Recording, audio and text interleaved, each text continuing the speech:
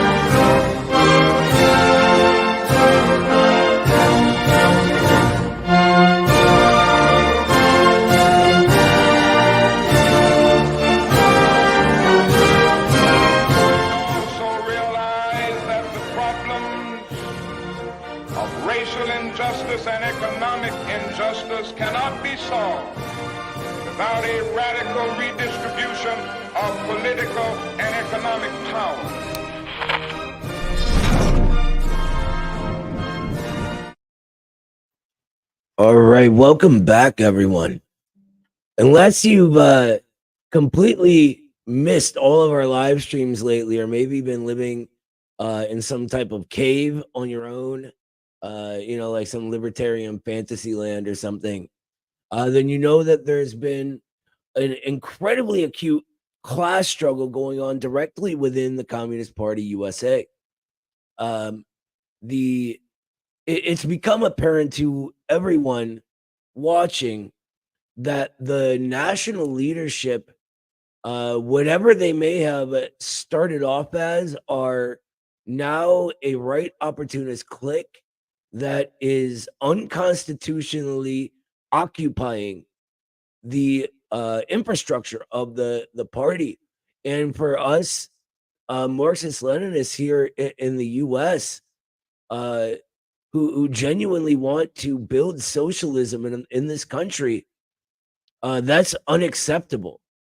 We've been very, very thoroughly covering what the brave communists within the party have been doing to try to fight back against this. And it all sort of came to a head at the 32nd National Convention about a week ago now, right? And maybe a little longer.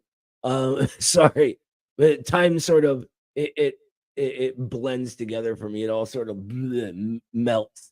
I'm working in the sun all day, but yeah. So when that happened, I mean, it was insane. The entire concept of democracy and open debate, one of the precepts of democratic centralism, which is what a communist party is built on and what the CPUSA Constitution demands of its members, was completely thrown out the window. They shut down even people asking for debate and democracy. And so what happens is, one of our guests tonight, his name is Marcello, I hope I'm pronouncing that correctly, went to the Constitution and figured out a way that they could fight against this.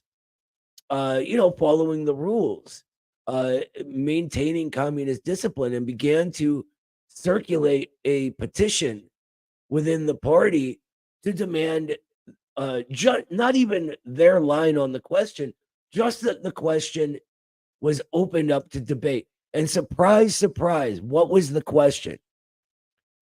Should we run around bowing and scraping before bourgeois organizations or not? And so here we have it. And this is where we are. What do you think about all this in general that's been going on, Eddie? I mean, it's extremely interesting and encouraging too, I would say. I know it seems like, a lot of leftist infighting or whatever. But it needs to be done because in what CPUSA has become, and I've heard this from some of its members who are critical of national leadership, is a sort of house of mirrors where they just take people who have radical energy and lead them around, have them work for Democratic campaigns or support Democrats until they basically get fed up with it and get disillusioned and leave the party, or some people probably even stop being communists at that point because they are so disillusioned with the fake communist party that we have. And now there's all these people joining the party. There's all these young people who are looking at our system and realizing that it's not working and that it's unsustainable and that we need something new. And they look for a radical organization to join, and there isn't one. There's this CPUSA that has its legacy, it has this great history, but it's run by a small clique of Democrats who run the party like a complete dictatorship, like the McCarthyite smear of what a communist party actually is. That's how they run it, rather than abiding by democratic centralism, which is a core principle of any communist party. But now, because so many people are joining the party with real understandings of Marxism and with real intentions of seizing political power for the working class, there's a contradiction between the rank and file and the party leadership. There's a huge contradiction that's growing and becoming more acute, as Noah said, because there are all these regular working class people who want to change the system, and they're tired of national leadership who lives comfortably, chilling in their office building in New York, making the party an appendage of the Democrats. So this struggle that we're seeing now, I think, is just a product of that. Yeah, I'd also like to add, I mean, I think you hit the nail on the head describing how the CP has operated for years and years.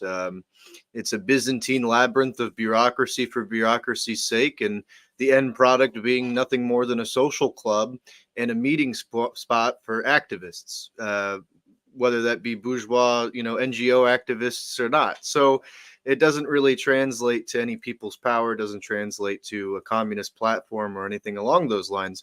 And it's interesting to note, because every single person I've talked to that's engaged in this struggle with the petition movement, they have said that in their clubs, there's sometimes 3 times as many inactive members as there are active members. And as this petition has been starting to get circulated, more and more of these inactive members have actually had that fire rekindled in them, because they see someone actually taking a stand to return communism to the Communist Party.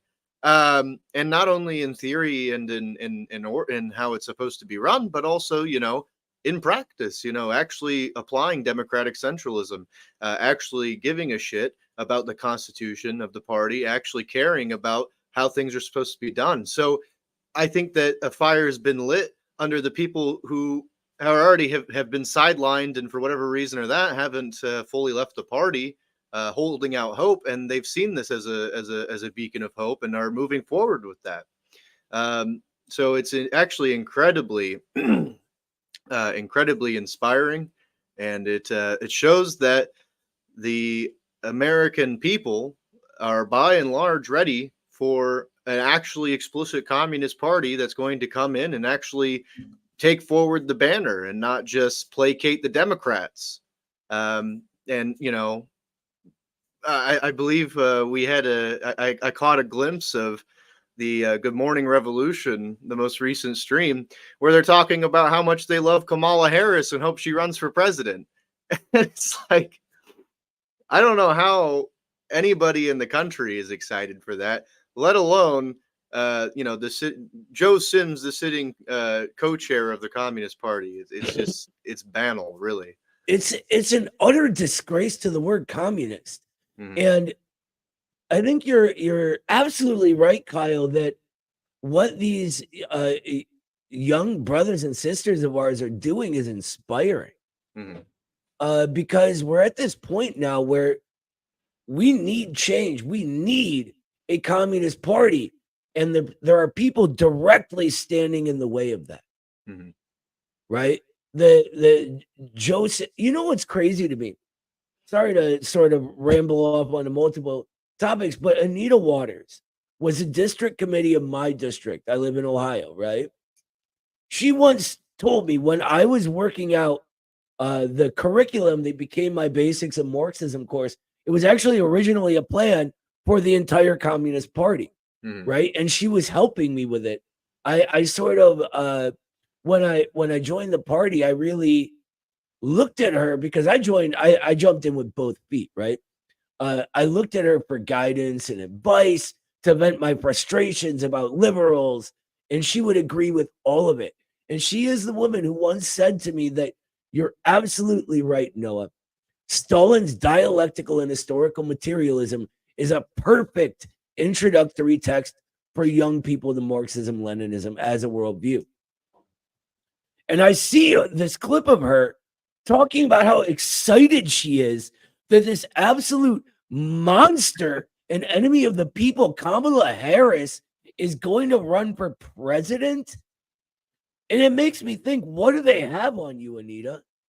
Right. What changed between the woman who proudly praised Stalin and this just bowing and scraping before the ruling class? It's utterly baffling to me, and it makes me think that there's something else going on. Those two views don't just organically come together at once, you know? And Well, one last thing, I'm sorry. you're fine. Anita was part of the movement that split the party the first time, right? And now at that time, that was a horrible move. The committees of correspondence basically turned their back on communism. But what was their actual reason they gave for leaving? It was a lack of democracy. Mhm. And now she's in Joe's clique and part of the other side of that. And so she just abandons her principle. Shame on you, Anita. I know you. Shame on you. Yeah, I mean, 100%. I think that this actually speaks to the underlying issues of the party, which is that the party is occupied. It's occupied by a clique of people who have not even their own admission. On the last Good Morning Revolution stream, once again, both Joe and Anita had a conversation about how neither of them is well versed in Soviet history. Imagine So, that. it's just that they admit it. They fully admit that they are charlatans and they're people just obscuring what it means to be a communist. They don't know anything.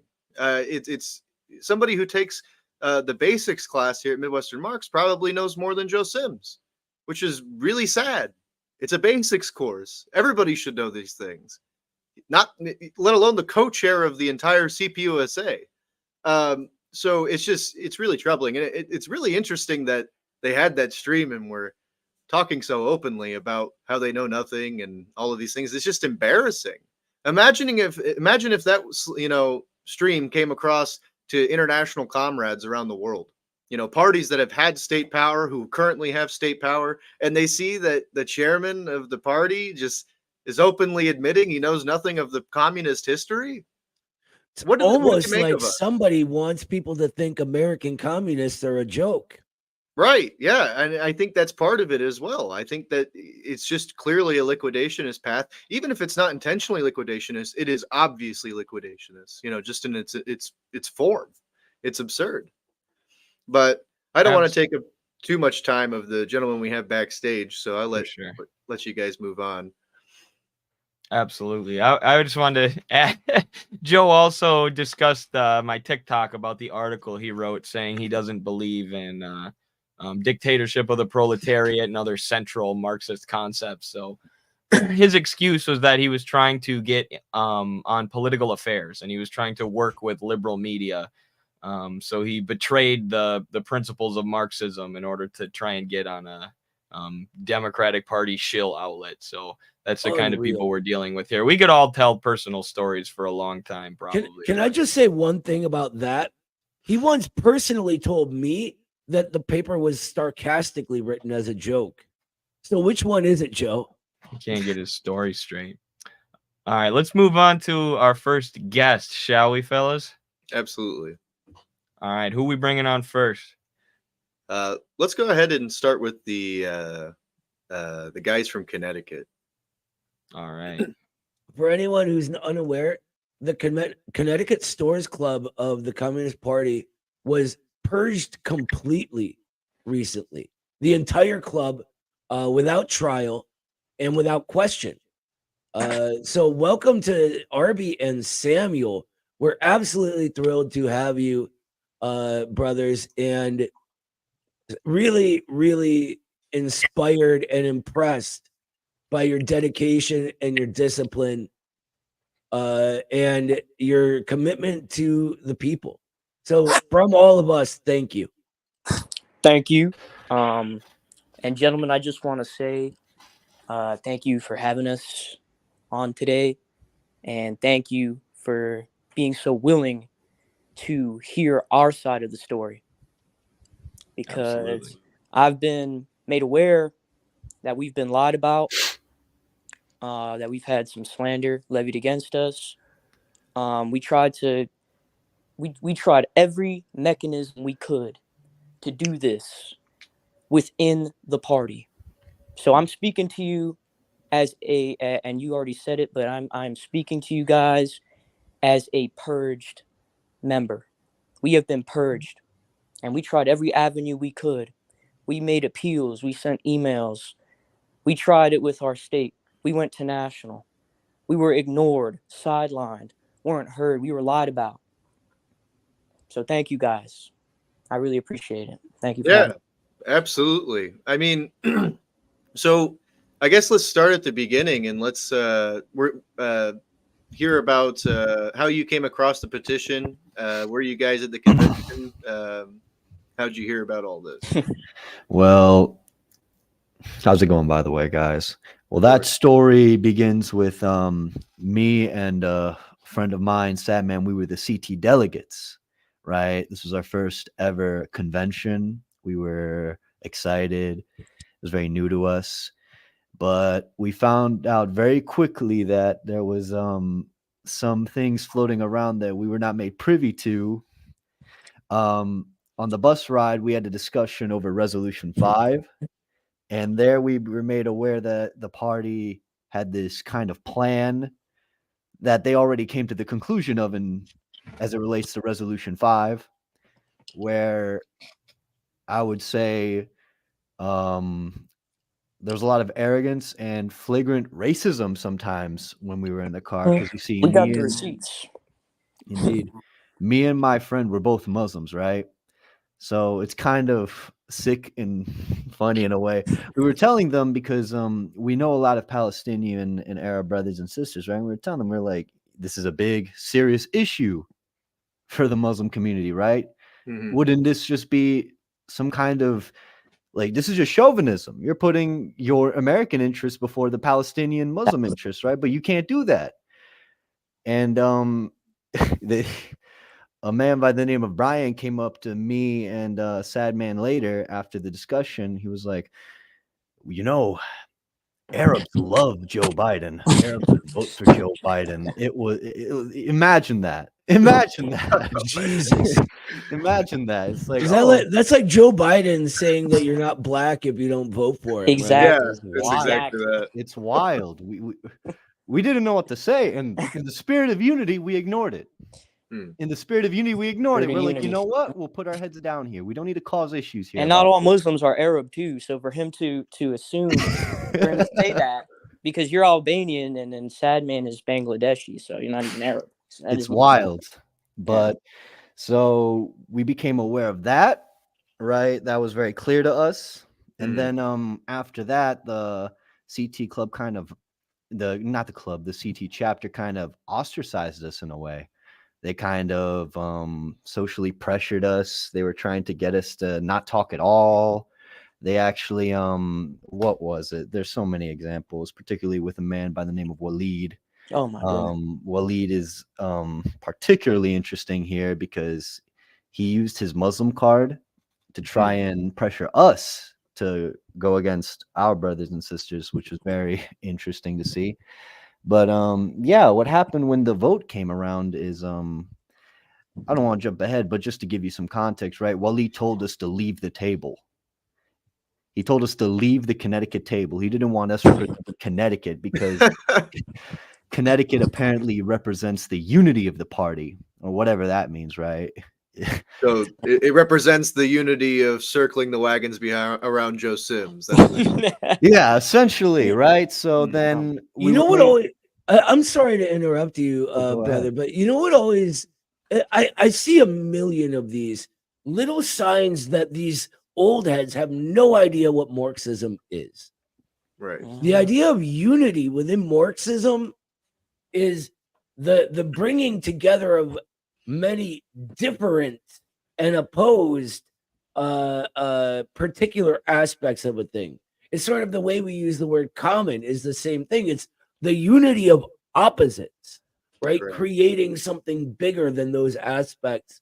And of course, because this guy's clearly not viewing these tables through Marxism because he's not a Marxist, he's talking about unity must all be the same pure one thing or another. Well, what is that but the purity fetish? Mhm. Right? That's the world view of the purity fetish rather than Marxism, Leninism. I'm sorry to interrupt, brother. Go ahead. No, it was beautifully said. But yeah, man. So we then became aware of this petition, right? Through a North California guy by the name of Marcello. Very cool guy, right? We loved him. We read the petition, right? And as always, in the spirit of unity, if you actually read the thing, it's not actually as offensive as these guys are reacting, right? It's not Not that at all. And crazy. it's not unconstitutional. Exactly. It's not. It's not. We reviewed it like several Well, times. let's take a step back though. Before we get to the petition, we're at the convention. You guys had to leave your table, right? Mm. So what we happens didn't know. then? We didn't leave the table. Actually, we were like, "You Good for you. cannot do this to us. You can't do this to us." We were like, "This is absolutely ludicrous. You can't. We're Mhm. delegates. You can't tell delegates to move because they don't share the same opinion as the greater constituents of the Connecticut chapter, right? That's insanity." So no, Right. we didn't move. We actually said nay. We were. It's kind of crazy, right? We were in the front of the entire convention and we said nay.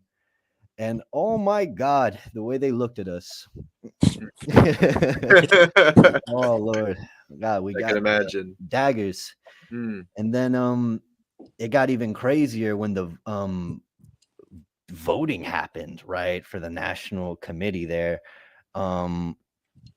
Waleed attempted again to vote for to have us. So again, they had the list, they had the old guard people who love Resolution 5, and then there were people who came up there with their opinions saying we should be more critical on Resolution 5 and put me in the committee and I'll be more critical. So we voted the people who were critical, but Waleed tried to pressure my friend and fellow delegate into voting for other people, these old guards, to be like, no, vote for this one. You know him. It's like, So he yeah, tried to tell him who to vote for? essentially. Yes, and this man is I believe he's an incoming member of the national committee, if I'm not mistaken. Yes, he is. Yes, he is. Okay, yeah. That's So this is insane. very high leadership. And he's like in the district committee as well, right? For Connecticut. Absolutely, Yeah. absolutely. No, Yes.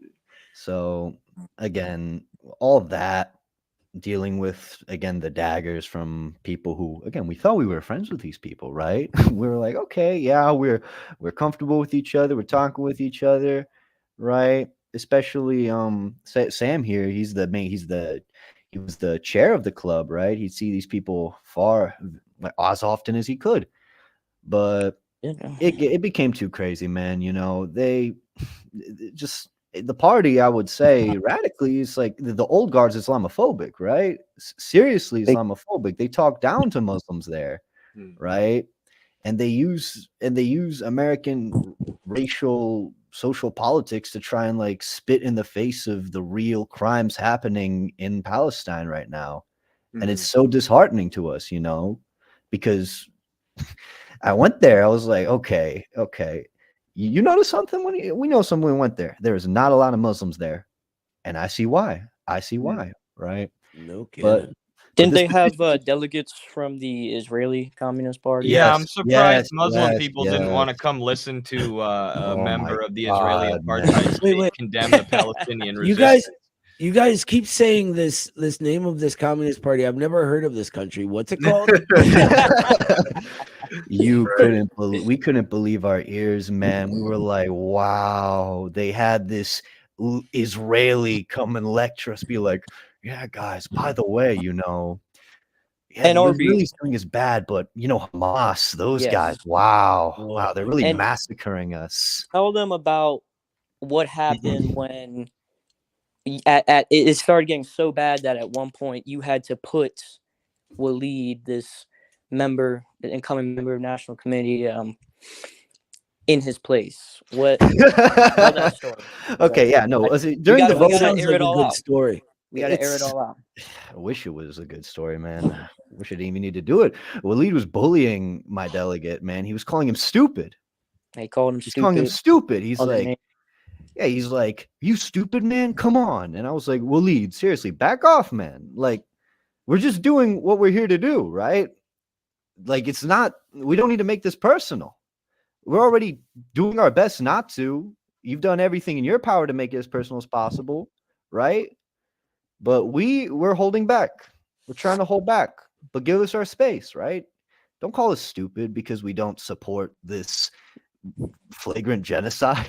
Was calling him calling us fake communists. Yeah, they were. And it got to a point where they actually made Waleed have to apologize to them. Yeah, he for had his to behavior. apologize. He's like, "I'm so sorry, guys. It's insanity, right? It's a social club, as you guys said. It's a social club. It's not even." Let me get this straight real quick, Arby. Yeah. This old head who doesn't have the sort of modicum of discipline it takes to not call his brothers and sisters within the party, his comrades, stupid and fake communist. This is a man who was able to be put into the national committee. Yep. Yes. In what world does this make sense? Where you can just have no discipline whatsoever, none of the characteristics it takes to actually become a communist, and you're just given the green light for power. And then guys like you, who are clearly, we haven't even gone into a political opinion here, right? Clearly just mature and trying to take this seriously, get sidelined. That grinds my gears to no end. And it's what I've seen my entire experience with the party. Yeah, I mean, let's remove being a communist for even a second. I mean, these people are they're just anti-human. I mean, they're just disrespectful scum. I mean, and not even talking about, once again, what it means to be a principal communist. These people don't even embody any form of leadership capabilities whatsoever. I mean, the guy's acting like a dumbass in public at what would be the equivalent of like a business meeting. Imagine if you walked into work, because this guy's getting elected to the NC. Imagine you're walking into work and you're telling you're a middle management, and you're telling everybody under you to go fuck themselves. I mean, like, that's basically what he's doing.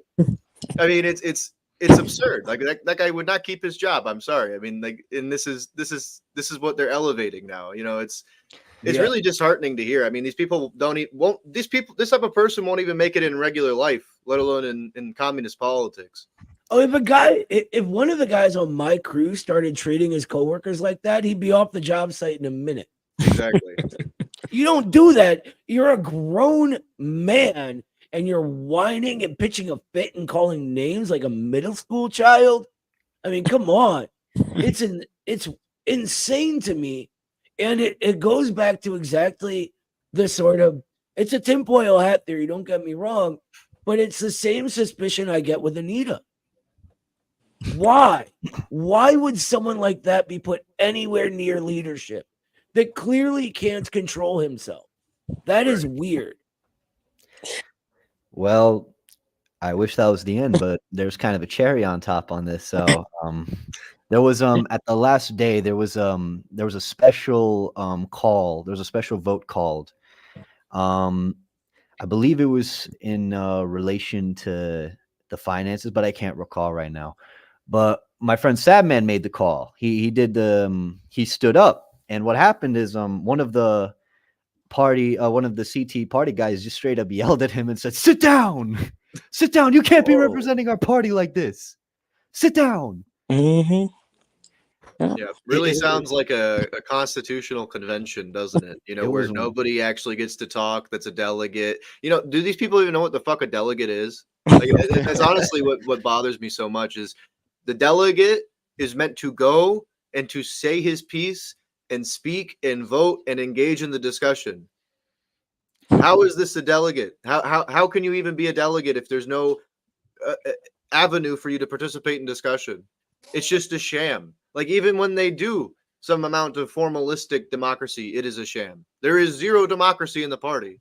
It is so blatantly clear. And I don't they're know how accu- anybody can be on the side of the Joe Sims clique at this point. It's No. obscene.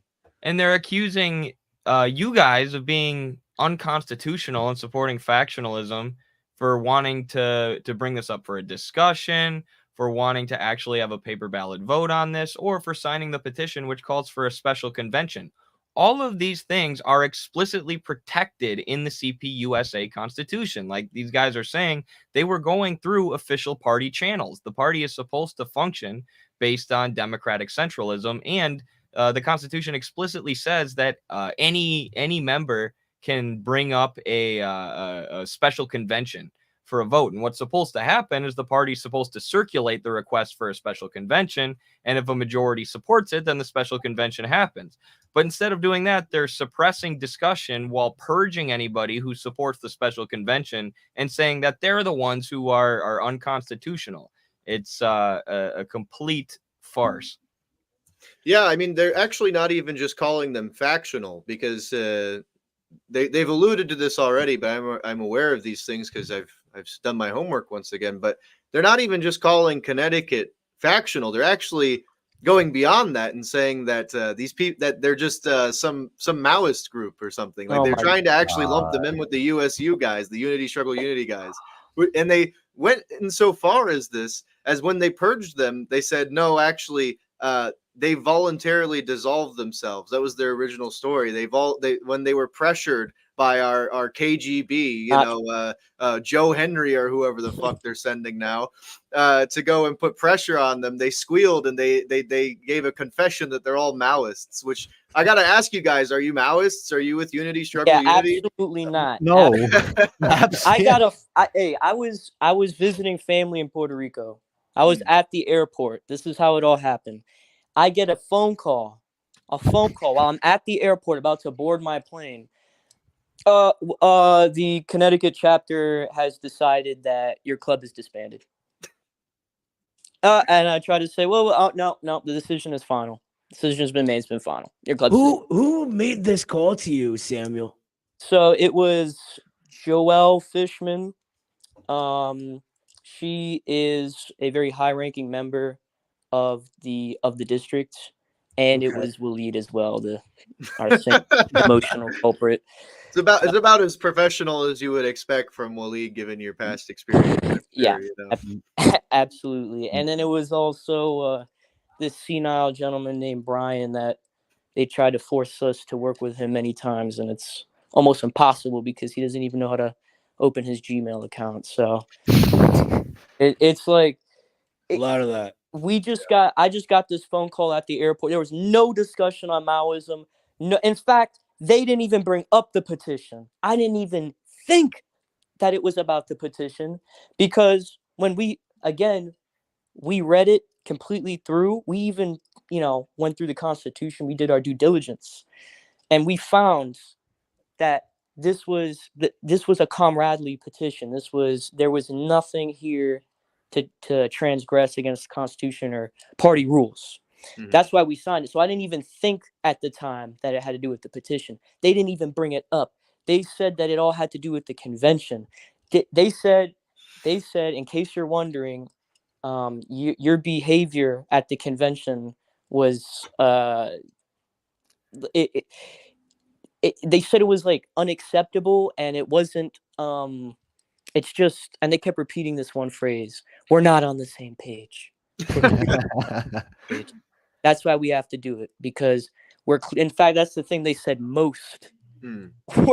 We're clearly not on the same page. Well, I guess everything would have been fine. There would still be your guys' club as long as you just sold your soul to Joe Biden and voted for Waleed as well. I mean, you guys would be fine. You guys could be in the CPUSA, the greatest communist party in the world, clearly. And here's the scummery of it, right? Because at the time I was still like, okay, you know what, this can be salvaged. I think that this is a misunderstanding. I kept saying it over and over again. I think this is a misunderstanding. I thought it had to do with the conflict between Waleed and Sadman at the convention. I said I thought that had been squashed. But this is the scum thing, right? They didn't tell us we could appeal the decision. For some context, for a university club, we're new young Marxists, and we formed this club, and there's a lot of excitement around it, and we're getting a lot of people involved. And they didn't tell us we can appeal.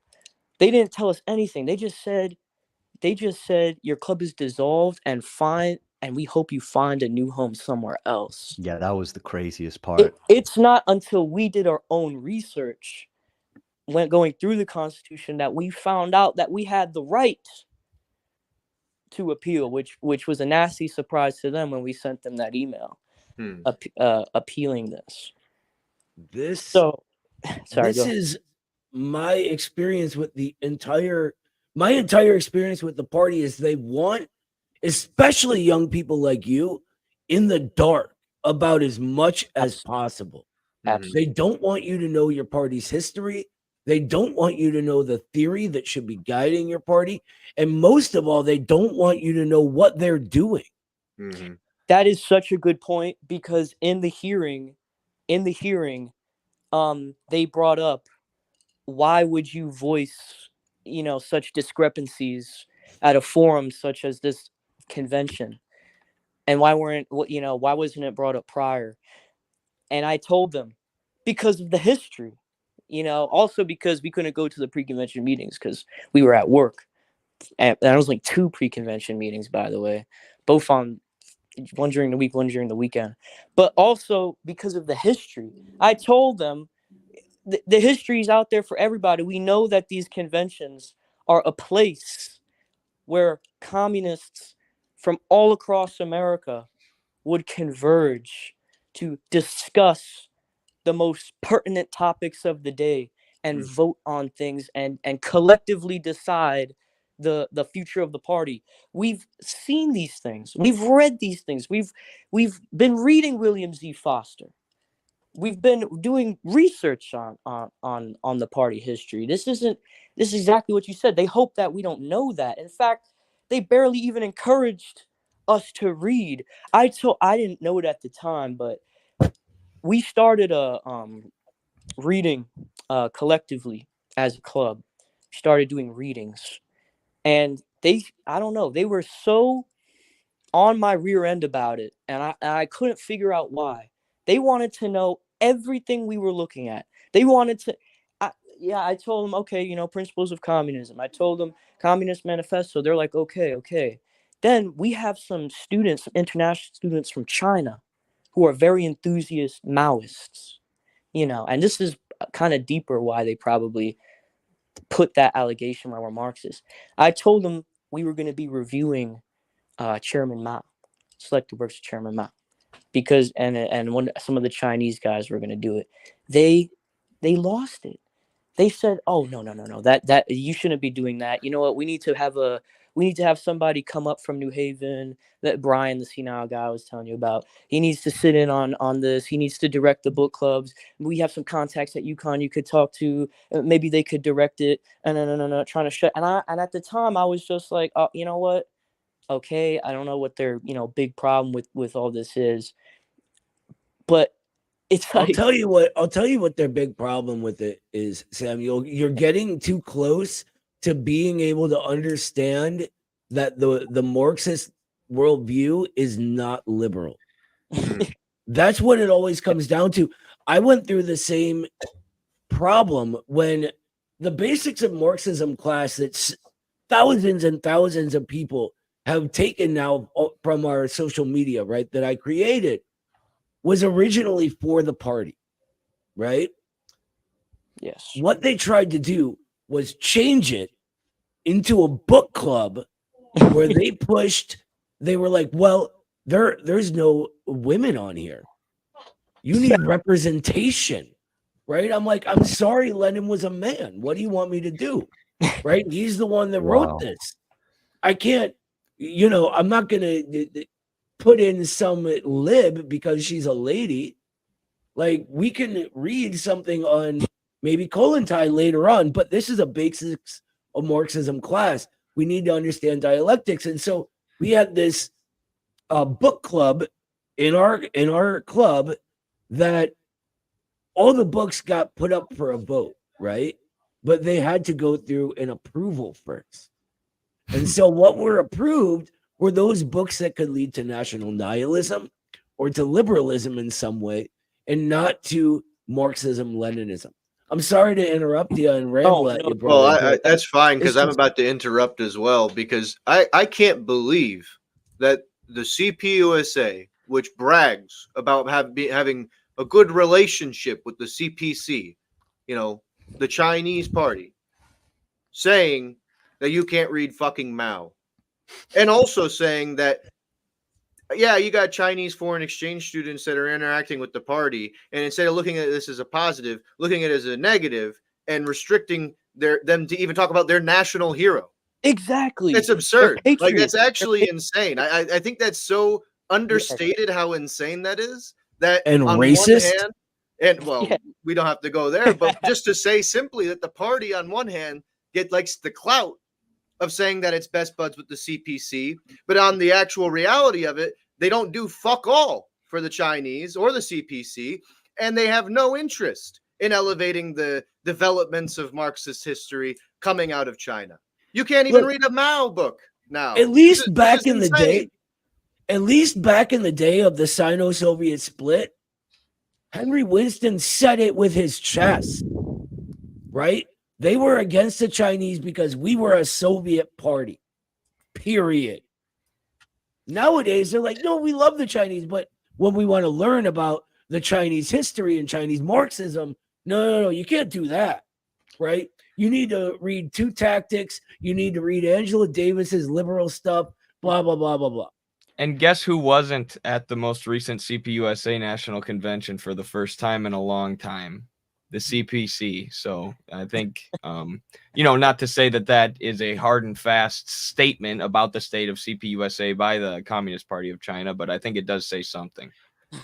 Speaking on the convention and party discussion, when the Resolution 5 discussion process happened, I don't know if you guys heard about this, but there were 51 people who signed up to discuss the resolution, right? I myself being one of them. If you don't know, there was a discussion for every resolution beforehand, and they all got to talk. But when Resolution 5 came up and we were up there waiting to talk about the Palestinian conflict of the party, they got like 3 people. Then they said, okay, thank you. Resolution passed. Good luck, guys. We couldn't believe our eyes and ears when we saw that, me and Sad Man, because we were just standing in line. We were like, oh boy. But yeah. Yeah. Man, No, there's I so mean, much stuff, man. it's also interesting because from what I understand, with those 4 people who spoke, it was 2 people who were like Joe Biden's, strongest soldiers. And then it was 2 individuals who gave like the most milquetoast critique, and really it came down to a couple words that they had problems with wording, not the general message of supporting the Democrats, which I don't understand how that's a diversity of opinion. I also don't understand how it came perfectly that it was 2 and 2 speaking when they were supposedly chosen at random from people who signed up. And I also was informed, and you can correct me if I'm wrong, but CPUSA utilizes what's called the progressive stack, which is to say that they elevate voices of people who are, not white males mainly, to, help amplify minority voices in the party, right? And so it was told to me that the people who were speaking against Resolution 5, according to the progressive stack, I don't understand how they were chosen to speak out of a list of 51. And it just seems very peculiar, like I said, that it was an even 2 and 2 split between the pro and against speakers if they were since they were supposedly chosen at random on the spot.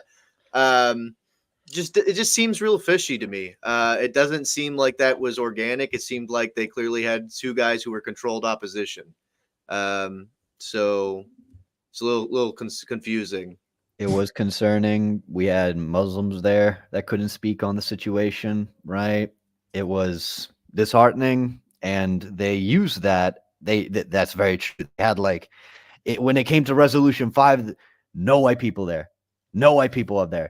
And then it'd be like, well, Joel actually said this in the convention later. I'll make this my last comment about the convention. Joel said, because we all stood up against Resolution 5. There was a massive people said nay, right? And Joel was like, I can't believe that we are insulting our comrades of color today who are putting everything aside to pass Resolution 5 to prevent Trump's racism from getting back in. We were like, she's talking about us. What the fuck, dude? Yeah, like she's talking about us. He's just telling bro. He's literally just doing the meme. He's like, if you're not black if you don't vote for Joe Biden, like it's crazy. That's the whole attitude there. That's the whole attitude. That's the attitude. Oh my it's a God. liberal high And I school want you kid. guys to understand something. I want you guys we keep bringing this up, but you got to understand the Palestinian issue is huge for us. Mhm. That it embroiled most of our activities this year. I think what RB like a quarter of the people in our club, half of the club are Muslims themselves, and we're connected with our local Muslim community, and we participated heavily in the college campus protests that were going on all over the country. And we were meeting people, and we knew people that were arrested, and we were very involved in that. And they claimed to be on our side, and then here they come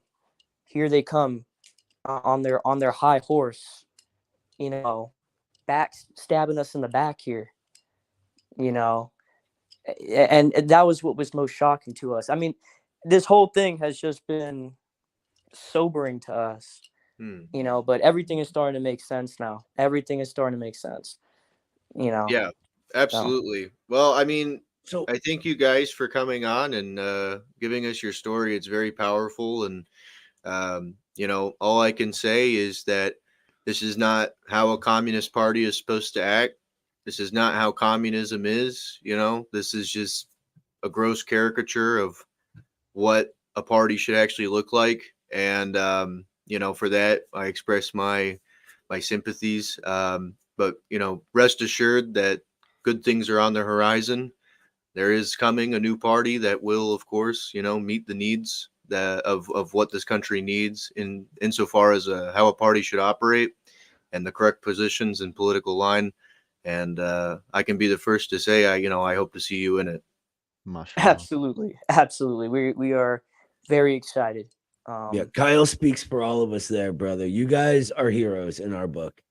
Thank you guys. Thank you. Represent everything it really means to be an American communist. So thank you guys so much. Free Palestine. Free Palestine. Free Thank you guys. Palestine. Free Palestine. Thank you for having us. Free Palestine. Absolutely. All right. Well, that was shocking. Yeah, a lot there. I mean, who knew a small state like Connecticut could be making such a big noise, you know? For real. Good for them, man. Absolutely. And I wasn't I mean, I haven't been able for anyone who doesn't know, I have this like injury that takes up so much of my time, and I have work and all this other stuff. So I haven't been as involved with this as you guys have, right? Like Eddie, you have your meeting with the party soon. Kyle, you and Carlos talked to a group of Purge members already, so I'm almost playing catch up here with a lot of this, and it's appalling to me. I felt And the it same is way when I so- watched the last CPUSA interview that these guys did to make my TikTok videos about them.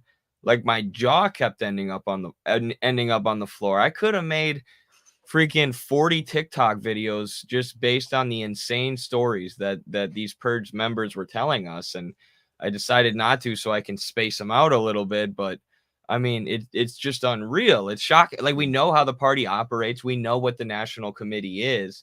But to hear the actual stories of people getting suppressed and Joe Sims foot soldiers suppressing people or calling people freaking racist because they don't want to support a genocide of the Palestinians, like, it's unreal. It's cuckoo shocking. bananas. Yeah, but don't worry, I've Eddie. I've been calling them the genocide Joes lately. Yeah. But yeah, I mean, don't worry, Eddie. You know, word on the street is they're coming for you next. So. Oh yeah, I have my hearing soon. Right. I'm quite terrified. Better give them what for me, I guess. You bet. All right. Well, who do we have coming up next, Kyle? Well, I know that Eddie has a place to be. I don't know That's if right. you want to stick around to dive into the next group, or Yeah, I'll stick around till I have to dip out. Hopefully it won't be too distracting. But yeah, I got to go teach my TikTok propaganda class. But I'd like to stay as long as possible. Absolutely, quite fun. Well, I think that we have I can't see who's backstage, but I think that we should have some guys from New York. I was in contact with. All right.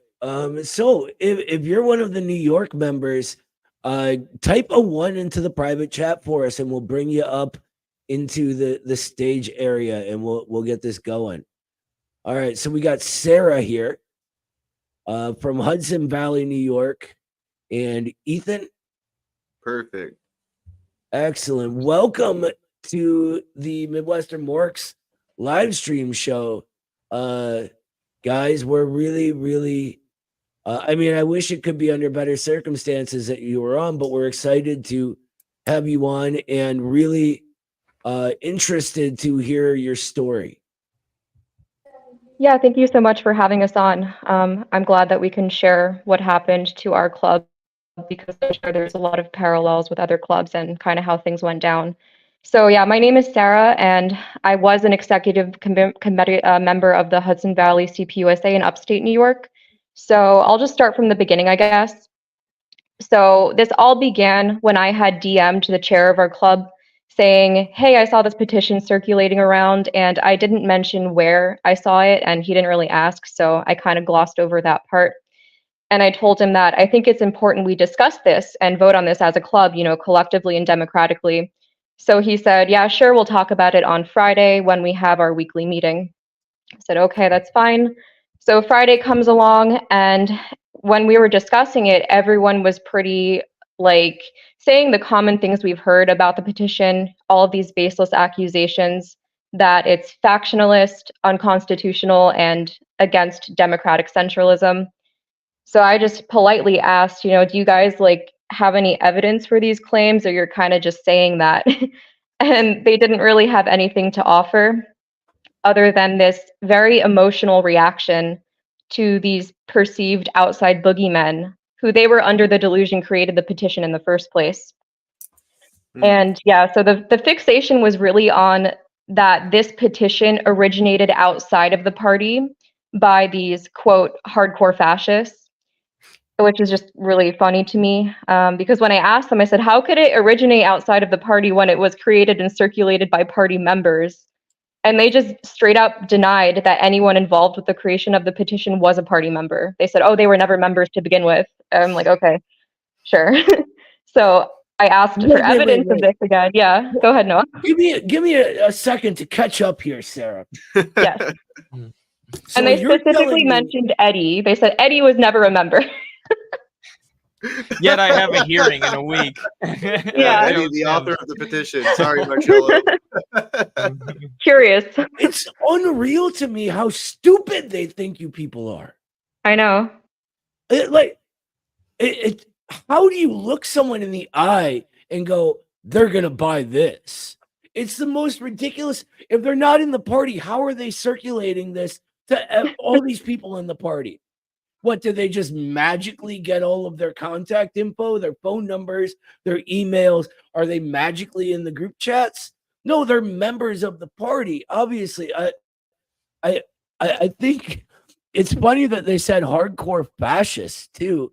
I thought that the actual wrecking going on were a group of Maoists, right? Mm-hmm. So I find that interesting, but I'm sorry to interrupt you, sister. Go ahead. No, that's okay. No worries.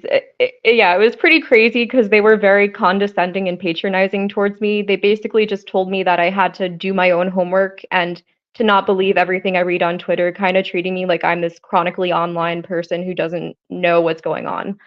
And I guess it was just too much emotional labor for them to explain their own position. So yeah, that's what happened about the petition. And then after the meeting on Friday, I kind of just shut up after that about it. But we did continue discussing it in our club chat. And at first, everything was still relatively respectful discourse, but it did get uglier, not from our end, but from our fellow club members. They just started calling us all these names, like calling us trots, which is really ironic, and party wreckers and ultra leftists and all these names and stuff. And the way they one use member, the term ultra leftist is so insane to me. Yeah, because anything that's outside of support for the Democrats is called ultra left by these people who we're want to just be old heads. just too pure, I guess. So we're ultra leftists. But one member had suggested that it was getting too heated in the chat, and so we should all fill out this form to meet on Zoom and to talk voice to voice rather than over text. So Ethan and I said, yeah, that's fine. We're happy to continue the discussion respectfully and everything. And we said, yeah, well, let's just talk over Zoom instead. And right after we said that, the club chair actually removed us from the chat.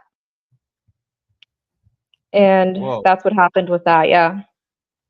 Yeah, he ended the whole thing by going, all right, we've had enough. We're going to go ahead and remove these members from the chat. And that was the last thing we ended up seeing. Yeah. So they tell you to move to another format, and as soon as you say yes, they remove you from the avenue of communication that you had. Yeah. And to be clear, removing somebody from the club chat in the Constitution, that is infringing on your rights as a member, which means that that's a form of purging. You know, and they've utilized this strategy across the country. A lot of the people, they won't even give them formal trials, like when they called the guy from Connecticut, Samuel, at the airport and told him that the club was dissolved. They won't even do that. They don't have enough spine to do that. They don't even say it with their chest that they're kicking you out of the party. They just remove you from the group chat for the club, which in the Constitution, it clearly defines that membership is entitled to the widest amount of democratic discussion and debate within the party channels, and should have access to communication with all members of their club at all times. And that's an infringement of your rights as a member. So it's a form of purging. I mean, that's what they did, is they just purged you, you know? I was basically going to say exactly what Kyle was going to say, is I'm seeing a core strategy of the pro-democratic leadership is to silence communication. So suppressing you guys by silencing you in the party group chat, which, as Kyle said, is unconstitutional. And then they've been telling people, or even purging people, for communicating with other clubs, you know, and saying that there can't be any cross-club collaboration or collaboration, but cross-club communication, which is just completely absurd, because any, you know, functional party is going to need communication between the clubs. That's only going to help facilitate more organizing, but they don't want that, because then, you know, people can start talking and asking each other what's wrong with national leadership. They got It's so sort of insane like with what- that. They got so insane with that that they were punishing club members for communicating with clubs in the same district as them. Yeah, You're it's literally in the same district, let alone the same party. How are you not supposed to communicate with other clubs to do, you know, statewide projects and things like that? Like, it's just absurd. it really reminds me of when the boss is scared that a union is coming, and so he stops letting different crews talk to each other. Yeah. It's a I- form. I It's how think that- union busting works. Yeah, I Right? mean, this entire petition movement has very much been similar to a unionization movement in a way. Yeah. The same sort of strategies implemented, you know, signing on. It's like signing a union card, really. And, you know, the strategy that's being implemented with the petition, I think it's a direct parallel to how workplaces are organized today. I mean, it's really nice to see that people actually have these skills, because I can't wait to work with people with those type of skills to go out amongst the people. Absolutely.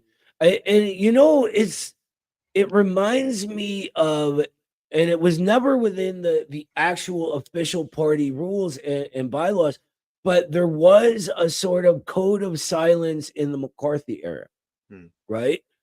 Because they didn't know who was an FBI agent and who wasn't.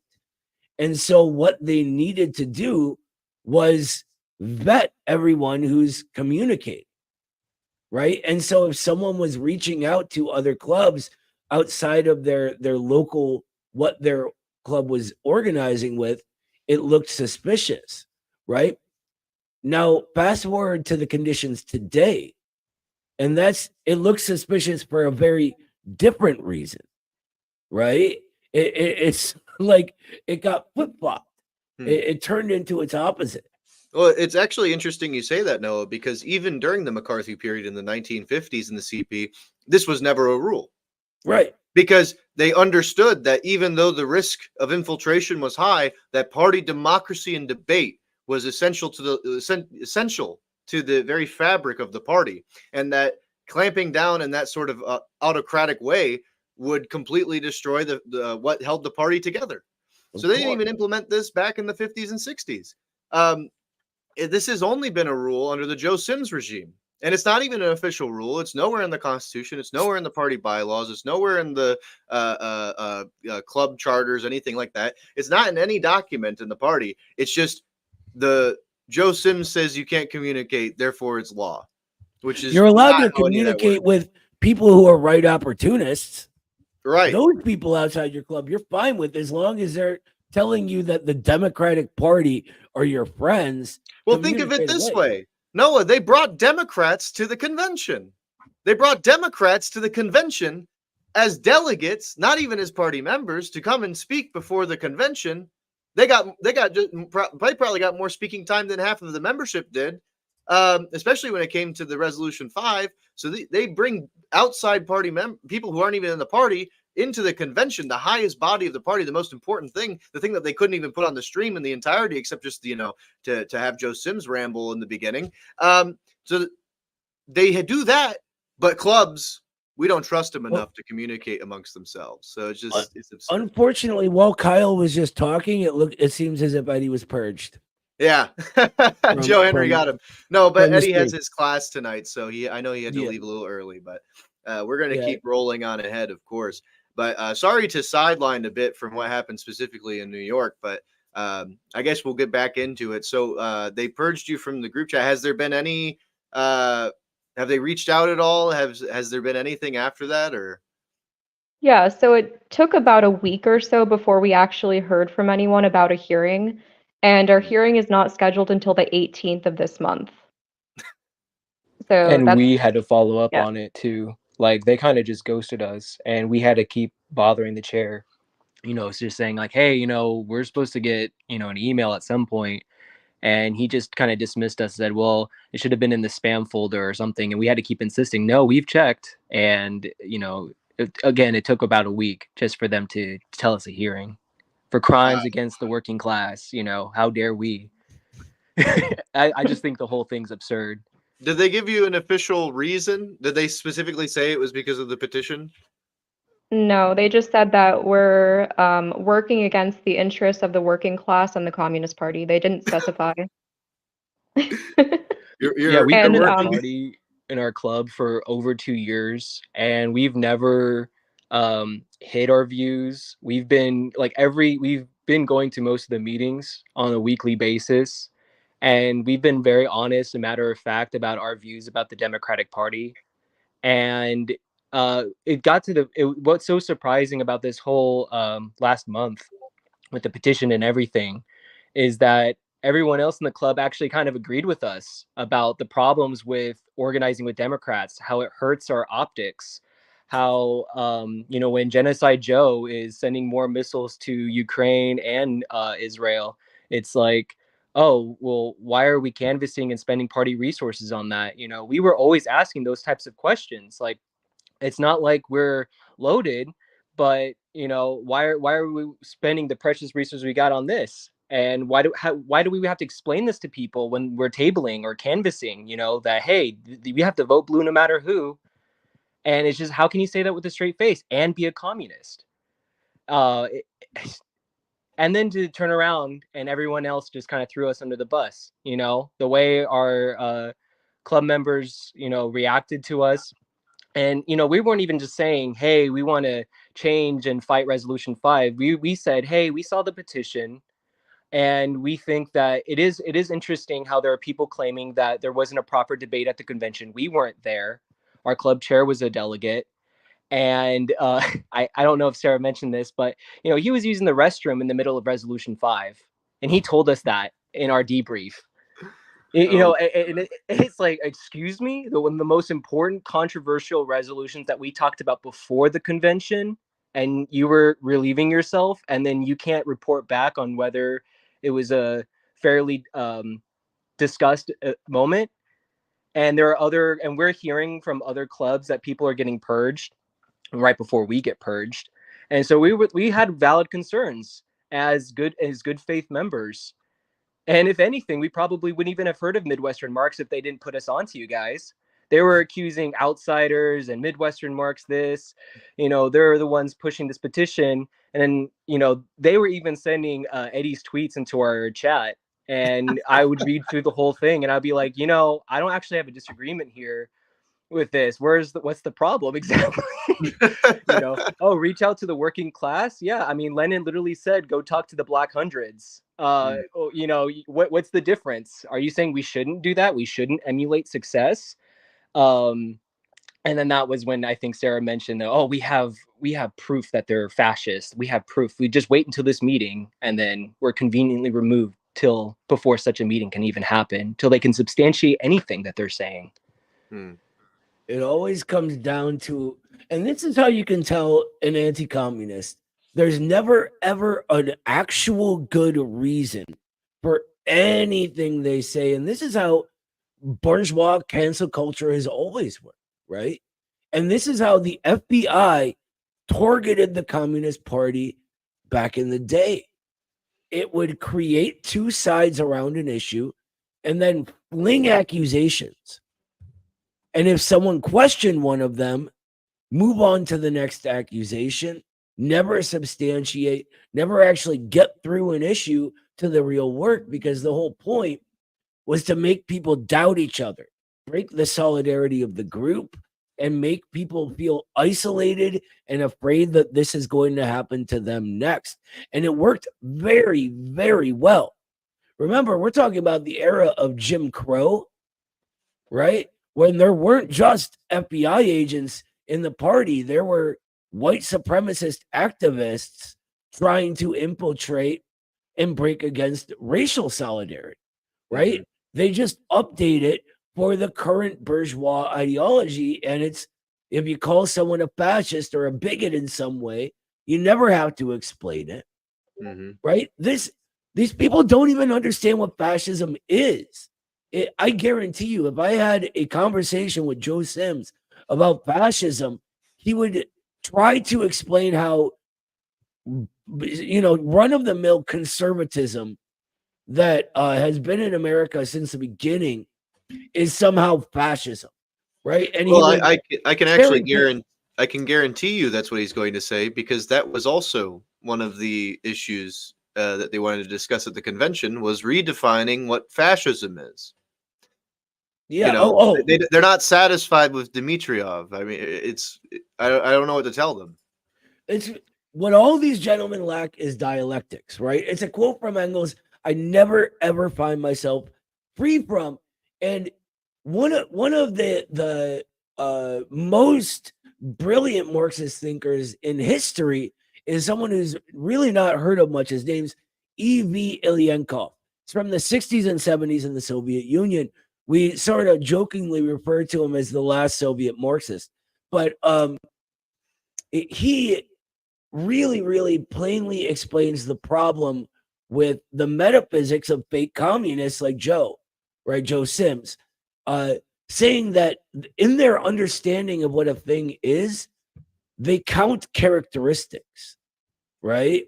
They sort of view that which is universal as have those things that have similar characteristics, rather than viewing the universal as the sum of many determinations and particulars, right? Or as Lenin says, the whole that contains within it the richness of the particular, right? Which is a process that you have to measure temporally. You have to go through and begin with a concrete observation and then ascend through the abstract and into the concrete, right? And this is how dialectical materialism views everything. And that's how Dimitrov was viewing fascism when he spoke about it. But these knuckleheads that can't tell a dialectic from a diuretic go on and on with their definition mongering. And all it does is create a sliding scale of characteristics that they count up and pretend make something a thing. And so we could take any arbitrary characteristic and apply it to whatever we want, right? That's the failure. Sorry, I'm rambling a little bit. I want to get back to this. I just want to say thank you for finding us, by the way. And I think that's hilarious how you did. But don't worry, we're Marxist Leninists. We're not fascists, I promise. Well, it sounds like you certainly read, because anytime I've logged onto a Good Morning Revolution and forced fed myself to sit through a whole hour plus of that, it's like it's not nearly as literate as you guys are. So definitely refreshing to hear from you. You know, the thing I'll say about that is anybody who has the discipline and the diligence to sit through Good Morning Revolution, you know, they're going to be like the best organizers on the planet, because they can literally sit through listening to any bullshit ever. Like And perhaps that's an yeah. insane amount of like dedication right there to actually sit through an entire stream of that. I think, and I'm watching Eddie. Eddie, you need to drive. Stop texting while you're driving. But he just said he's laughing at the fact that they said they had proof. He's a fascist. What could this proof possibly have been? One, if they don't understand what Marxism or fascism even are. Like, Eddie's one of my best friends in the world. I know this man very, very well.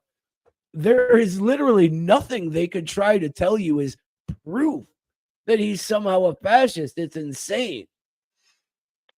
Well, no, and not to I'm correct sorry to make you you. speculate. Do you have any speculations on that?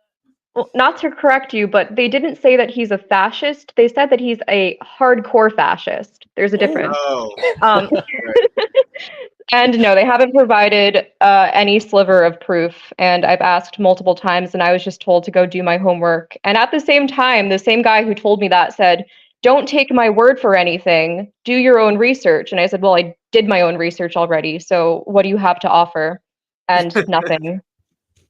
Yeah, I even sent them screenshots of me searching through Eddie and Midwestern Marx's tweets, and I was looking because they were saying, "Oh, he's homophobic, he's transphobic," and I typed in trans or LGBTQ, and I couldn't find a single tweet about any of that. Nothing disparaging, and it was just like, "Oh, as people, there's no problem with them. So I don't understand. And I shared these screenshots to the chat. I was like, well, can you guys actually produce something, because we're looking into it and we can't find anything. And then that's when it just started devolving further and further. You know, another member would come in after ignoring the chat for over a day, and he goes, I can't believe you guys are still here. I have dealt with this long enough. You guys are just entrious record trots. And I, again, you know, Sarah and I have been saying the same thing for over 2 years. So I don't know how there's any sort of dishonesty or misleading, leading anybody on about what our politics have been. We've always been dedicated Marxist-Leninists. No suffix or prefix is necessary. That's why we joined the Communist Party. You know, we could have joined PSL and had liberation at the end. We could have been DSA, vomit, you know, and say democratic socialist. No, we're communists. Like, that's what we are. We're Marx-Leninists, simple as. And we've been that for as long as we can remember in the party. And that, I guess that's just not good enough for them. We need to vote Democrat to prove our loyalty to the working class. You're just not a Democrat with a small d. I'm sorry. That one gets me every time. Oh, man. Imagine saying that shit on like declaring yourself that in public. It's just, come on, man. Like, They're Democrats who have small D's. Like, think of, I mean, yes, he's old and out of touch, but dude, that was around back in the day. Come on. but you know, seriously, thank you so much for coming on and taking the stand that you did. I can't salute you guys enough for what you guys did and standing on business in the party and really, you know, not sacrificing your principles, even if it meant getting purged. But like I said to the last guests, you know, I look forward to, you know, hopefully, you know, working with you guys in the future. Hopefully we can set a better example than Joe fucking Sims and, you know. Yeah, I think real quick before you guys leave, at times like this, and this is one of the sort of outcomes that anti-communists like Joe Sims count on. They want us to be dejected. They want us to give up and be nihilistic. But it's times like this that I am most inspired. Mm-hmm. The two of you are incredibly inspiring to me. You stood up to something that was wrong at a time when that's necessary and needed more than ever. And if you look around, I mean, there's a new thing happening. These people are the past. They have failed. They failed the two of you more than anything else. While the period of the middle classes was happening, they should have been building institutions that would be ready for you, to educate you and train you and get you ready to fight against the crises they're supposed to scientifically know are coming. But they did not. They abandoned you. And you're here anyway. And all of us that were abandoned by their generation are looking around saying, well, it looks like we need to do it ourselves. And something is going to come from that. We're in a period now of immensely growing revolutionary potential. And I'll tell you what, I will be proud to fight alongside either one of you guys. So thank you for everything you've done. Thank you so much for having us on, and thank you for your honesty, and we really appreciate everything that you guys do. Yeah, thank you very much for having us on. Yeah, absolutely. And thank you know, you guys. These times are so crazy, and at least they were being honest to us who they were, and we're very happy to meet you guys. We're definitely trading up. That's how I feel. Well, thank you. Glad to hear it. Yeah, we appreciate that. All right, we're going to put you guys backstage and bring on our next guests.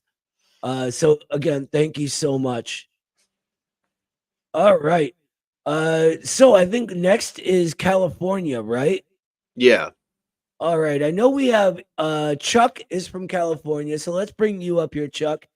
And I think that's it. And then after Chuck, we'll go to the man who wrote the petition himself.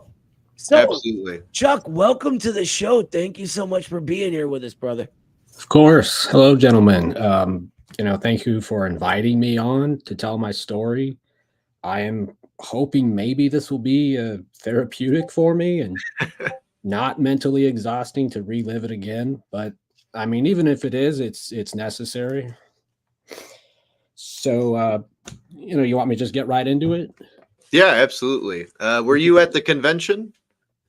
I Uh, guess first off, you're from California. What club in California? I know we get a lot out there. Sacramento. Sacramento. Okay. Yeah. So were you at the convention? Unfortunately, or fortunately not. Right. No. Yeah. So how did you first come across the petition then? Well, this was like right in the middle of when I was in the party, and I was in a Telegram, and it was just at the time it was all the rage. So they were all talking about it before I even checked it out in the morning, and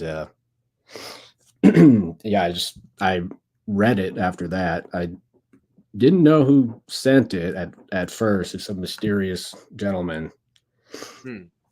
But how I got into the club, I was actually on Facebook, and I think I was on like DSA, or there was this group called Wellstone Democrats. They said they were Bernie-crats, which I thought were pretty much extinct. But I saw this link for the Sacramento club, CPUSA, and it said, they had a little caption on there. The person who posted it, it said, if you want to fight, or if you want to stop Democrats supporting genocide, join this club. And I always thought that the CPUSA tailed the Democrats. So that at the time that intrigued me, especially because I was like demoralized for 3 or so years after Biden won. So about 3 days in, when I had joined, we had a meeting, and it was just mind-numbing beyond time and space, just horrible. And I mean, I would rather watch the entire Harry Potter series back to back than go back to one of those again. Right. Hey, I like Harry Potter. I was worried No, about. I'm just joking. Worried Go about ahead, that. Jeff. I didn't want to alienate anybody. That's all right. I don't care for Harry Potter. We It's can just a talk about joke. Harry Go Potter. ahead. He's Okay, British so anyways. so at these meetings, they just pat each other on the back. They tell these stupid, just unfunny jokes, and I hate to be vulgar, but they kind of, it's a circle jerk. And I think I only attended 2. There were 3, but between the 2 meetings I attended, they probably mentioned the name Marx twice and Lenin once. Yeah, that sounds about right. Yeah. So then shortly after that, the recruiter talks to me, and he says, "Hey, do you want to go to a meeting with the 2 chairs, which are the leaders?" So they lead the club. And so I said, "Sure." And then I went there, and he said, he then told me it's off the record, so don't tell the founder of the club. I thought that was a little strange, because aren't they the leaders? So they explained that basically they're just like figureheads, and this founder, who is this old lady, and I guess she has cancer, and she actually calls all the shots. And this breakfast we were having, or lunch, it was just this bitch and moan session about this lady. And I was just learning everything. I mean, I've only been there like a week, but turns out this lady monopolizes all means of communication. So via email with national and district. So she has the power to, I call it, to interpret and exclude. So that means like only hold up real quick. So she's not democratically elected, but because she's an old head, she's like she's the one who has contact with the district. She's the one who has contact with the NC. So there's no democracy even in your club. No, oh, just you wait. She runs it like a gangster. Well, it really reminds me of the way our bourgeois politicians work now. Why do you think we have all these 80-year-old sort of people in office that should be spending their twilight years with their families? It's because these older people have so many skeletons in their closets that they can't trust the younger generation, that they just don't know as well with those skeletons. And I really think as soon as they're gone, a lot of dirt is going to come out, a lot. And I think it's going to be the same for, I mean, you have no idea the things I've been told by ex-members that are of that generation, and you know, the free love era and all that. It's wild. But go ahead, Chuck. I'm sorry to interrupt you. Oh yeah, no worries. I like the commentary. So by when I said the power to interpret and exclude, that means she can twist and mold any email or message or instruction in the email, you know, from national and like into her to fit her liking.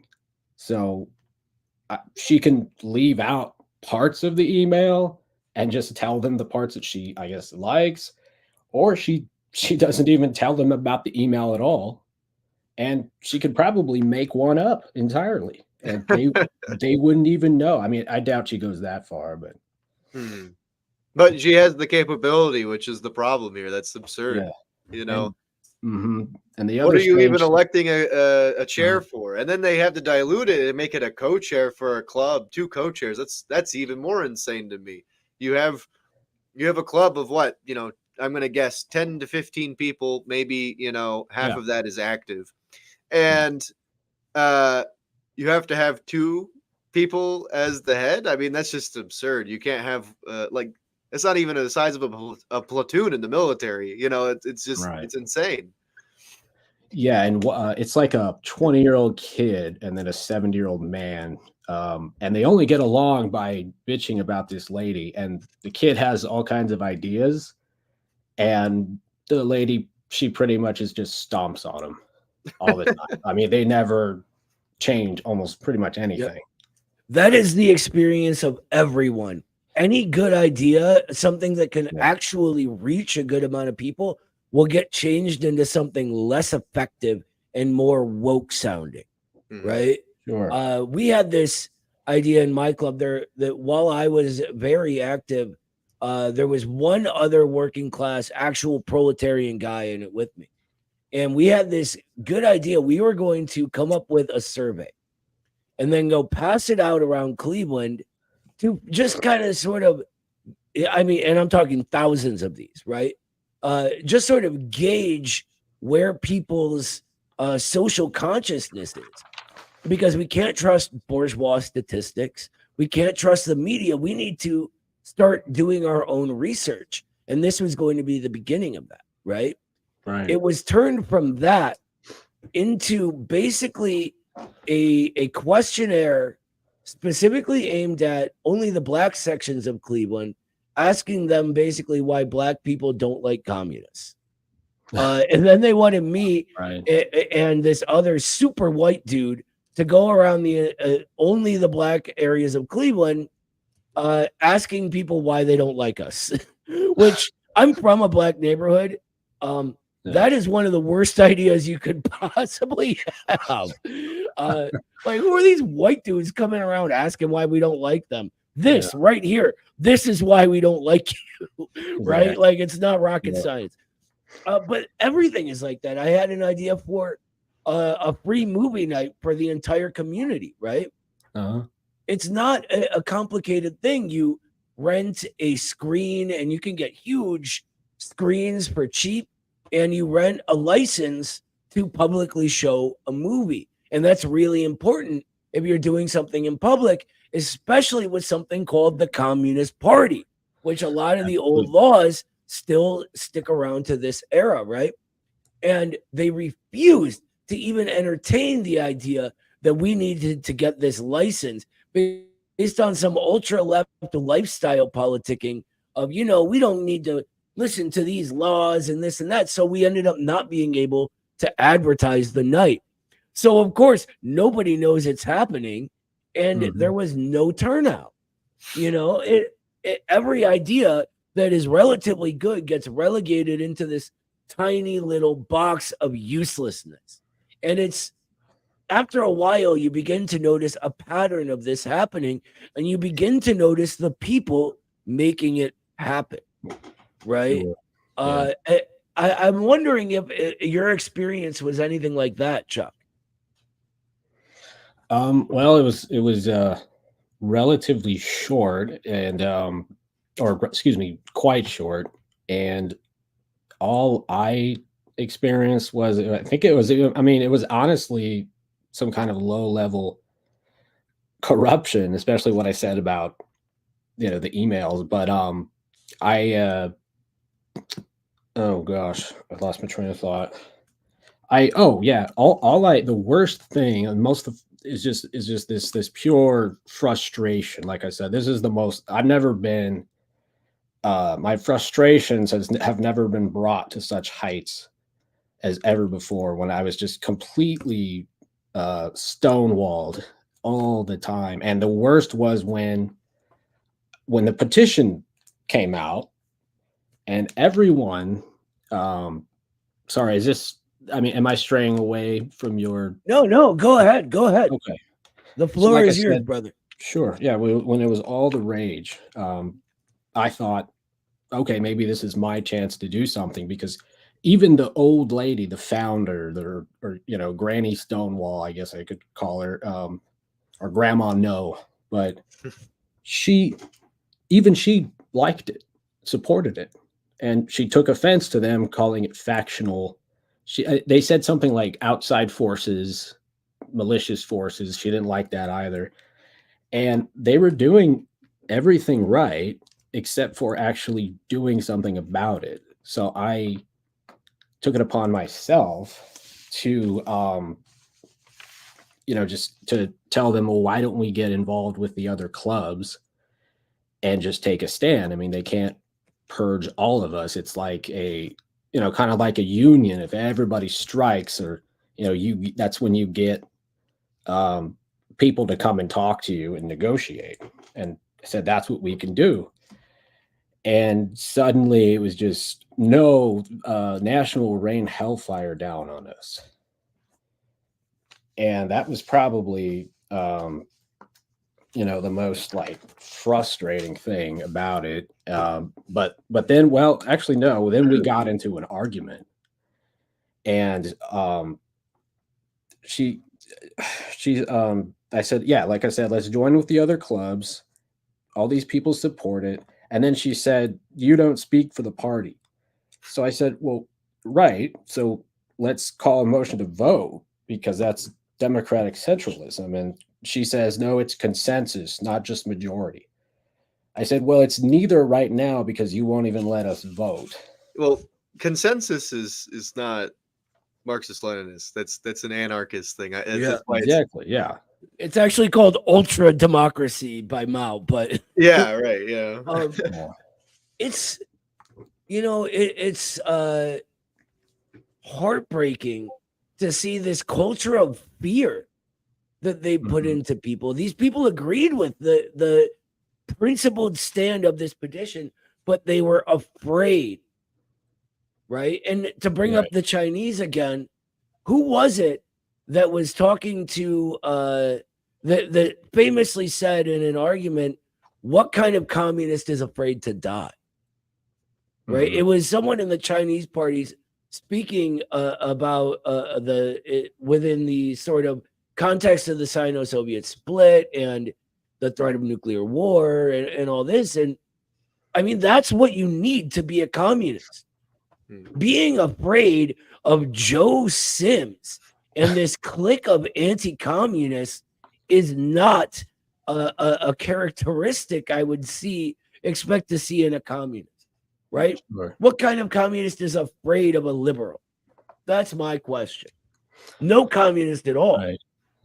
Exactly. And at one point, she made a comment in the second meeting that Sims went on this kind of this scorched earth campaign over the petition, and she even said directly, she said she does not like Joe Sims or Rosanna in the meeting. And so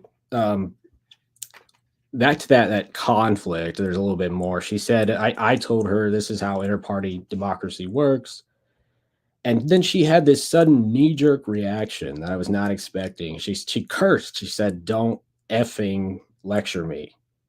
And suddenly all the members that came to her aid, I just gave up. And it's strange because the that young kid, he pitched an idea to increase to have more efficient communications, and why don't we do Discord? And she said, well, if we're too interconnected, so she said something I can't quite remember, but if we're too interconnected, that will open up doorways for bad actors. So that's along that same theme. That Wait a minute. Wait. Whoa. Yeah. How does communicating open up a doorway for bad actors? This is the information age, right? There's only one way to fight against infiltration and bad actors, and it's education. It's making sure you know your Marxism so you can tell when an anti-communist line is coming your way. Right. Well, this is not surprising from somebody who says that consensus is the way in which, decision making occurs, because clearly everything you have described is just somebody who desires to gatekeep. That's all they're doing. They're gatekeeping the party, email communications. They're gatekeeping who can talk to who. They're gatekeeping the ability for new ideas to come to the fore. You mentioned the younger guy has great ideas, but he's constantly getting stomped on. It's gatekeeping. That's all this is. I mean, and that's all that this person's purpose is at this point. They draw this important sense of self from their ability to refuse and say no. That's not what I want. So therefore we can't have it. And I mean, it's an incredibly manipulative relationship that appears to be going on in the club. And on top of that, I mean, it's just from a practical standpoint, you're never going to get anything accomplished. And of course, clearly they haven't. Sure. So it's really disheartening to hear that. I mean, it's I would like to say at least, though, that, this is not the norm. Once again, I have to keep saying this is not the norm for communist, organizations, for communist parties. I will say it is the norm in the United States and the Western left. But, I don't think they're doing this in the CPC. I don't think they're doing this in the KPRF. I don't think they're doing this where Marxism-Leninism still actually, is in command. So, hopefully we can bring that back here in the United States and create, a parties and a home for people like yourself who actually take this seriously and actually want to be dedicated Marxist-Leninists and don't want to be gatekept and want to be able to discuss new ideas and bring new things to the fore. I think that's the very essence of what it means to be a communist, especially in a communist party, is to, as Mao said, we're talking a lot of Mao tonight, probably because there's a lot of liberalism in the air. So what Mao was saying with the 100 Flowers campaign, let 1,000 flowers bloom, 1,000 school of thought form. That's exactly what we need in Western communism right now, because time and time again, it is nothing but these old geriatrics who have long since lost the pulse of the nation and lost touch with the people, who are just gatekeeping, just complete gatekeeping. That's what Joe Sims ultimately is. His clique that is occupying the party is gatekeeping young, prominent Marxist-Leninists like yourself and everybody else who's been on here, who's been purged, who's spoken the truth. They're just gatekeeping the halls of power from them. To what end?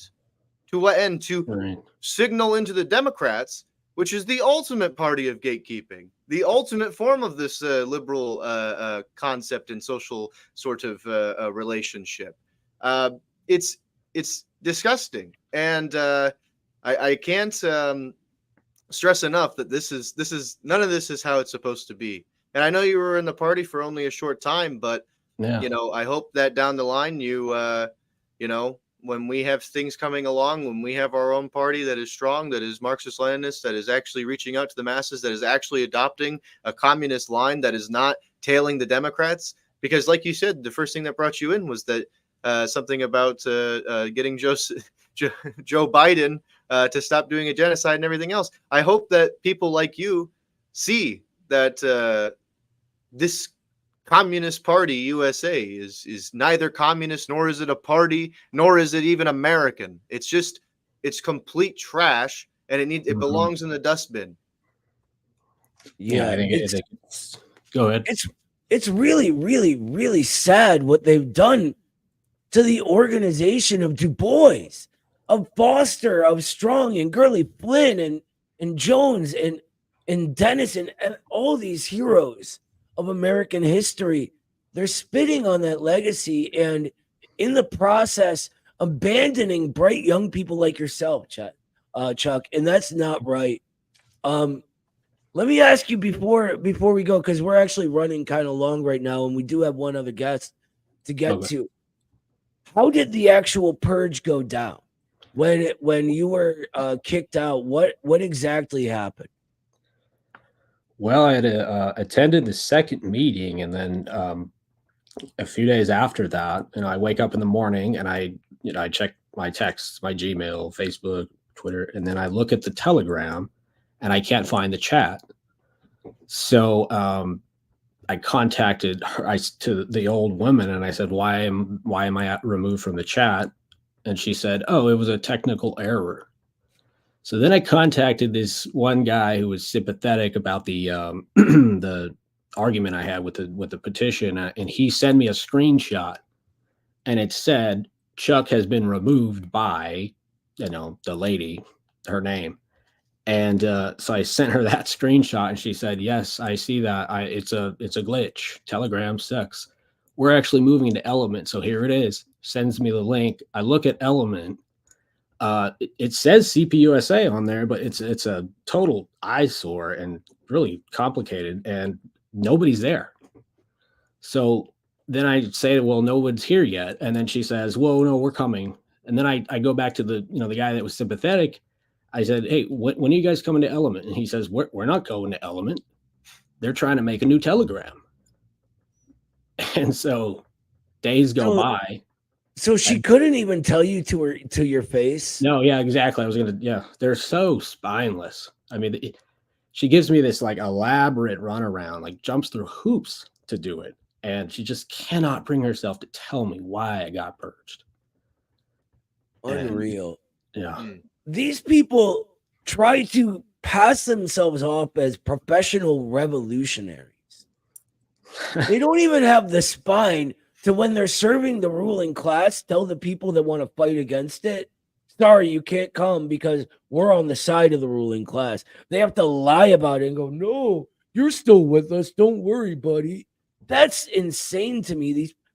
How old is this woman? And she's acting like a child, right? This is something I taught my 14-year-old a long time not to do, to stand up and take responsibility for his actions. That's something you need to do as just a regular adult, let alone communist, let alone Marxist Leninist. It blows my mind. And these are the people running this so-called party. It's a joke. Mm-hmm. It is an utter joke. And they take themselves so seriously while they act like this. And then they wonder why the rest of the world sees them as a joke. I'm sorry, Chuck. I sort of rambled on, but wow. Of course not. I mean, the only thing I can think of was they were talking about a book reading, and then they went through like State and Revolution, and then left-wing communism, and the guy kept pronouncing it as infertile disorder for some reason. And then I recommended Foundations of Leninism, and I'm sure you guys know how that went. Not good. So, yeah, Joe Sims hates Stalin. That's all I can think of is. Yeah, what's funny? I was speaking earlier about one of his clique, Anita Waters, who, when I first joined the party, I looked at as a mentor, right? and is someone I could get advice from and talk to. And one of the reasons for that was she sort of understood Stalin, right? And especially for me and my family, what Stalin meant to my grandparents is something really important. But she actually tried quoting Stalin at a party event for the new version of the YCL at the party headquarters, and Joe Sims was like, "No, no, no, you do not quote Stalin," and like she didn't fight back; she just took it, Wow. and Yeah. it's just I don't know. Well, anyway, thank you so much for being here with us tonight, Chuck. I wish we could talk more about this, but we really got to move it along. We're already at the 2 hour mark. Is Yeah, there anything thank you else? thank you for standing on business in the club, and even Mhm. being a new guy, making sure your voice was heard, and actually being principled about it. You're probably more principled having spent less time in the CP than if you had been there longer. So Oh, I guess consider that some form of positive spin, on sure. on Yeah. your purge. But yeah, we look forward to hopefully talking to you in the future when big things are happening. So thank you again for coming on, and I guess we'll move on to the next guest. Of course. Thanks, guys. Sounds good. Thank you, Chuck. Absolutely. All right, before we get to the next guest, we have a few super chats we want to make sure we read for you guys. Remember that we are a completely people-funded institute.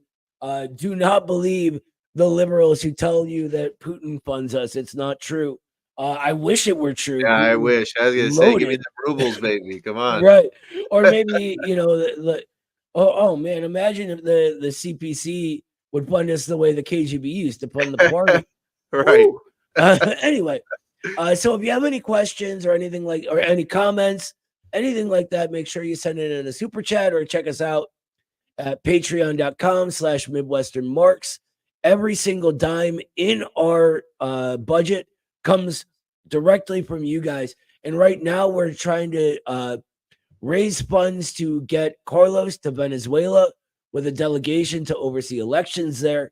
So that's a really big deal. So if you've ever been thinking about it before and wondering if now's the time, now's the time. Anyway, let's move into these super chats. Chanich, I'm sorry if I'm mispronouncing that, with the $5. Thank you so much. Asks, what is your take on PCUSA? Does it have perspective to be an alternative to CPUSA? I assume he means potential rather than perspective.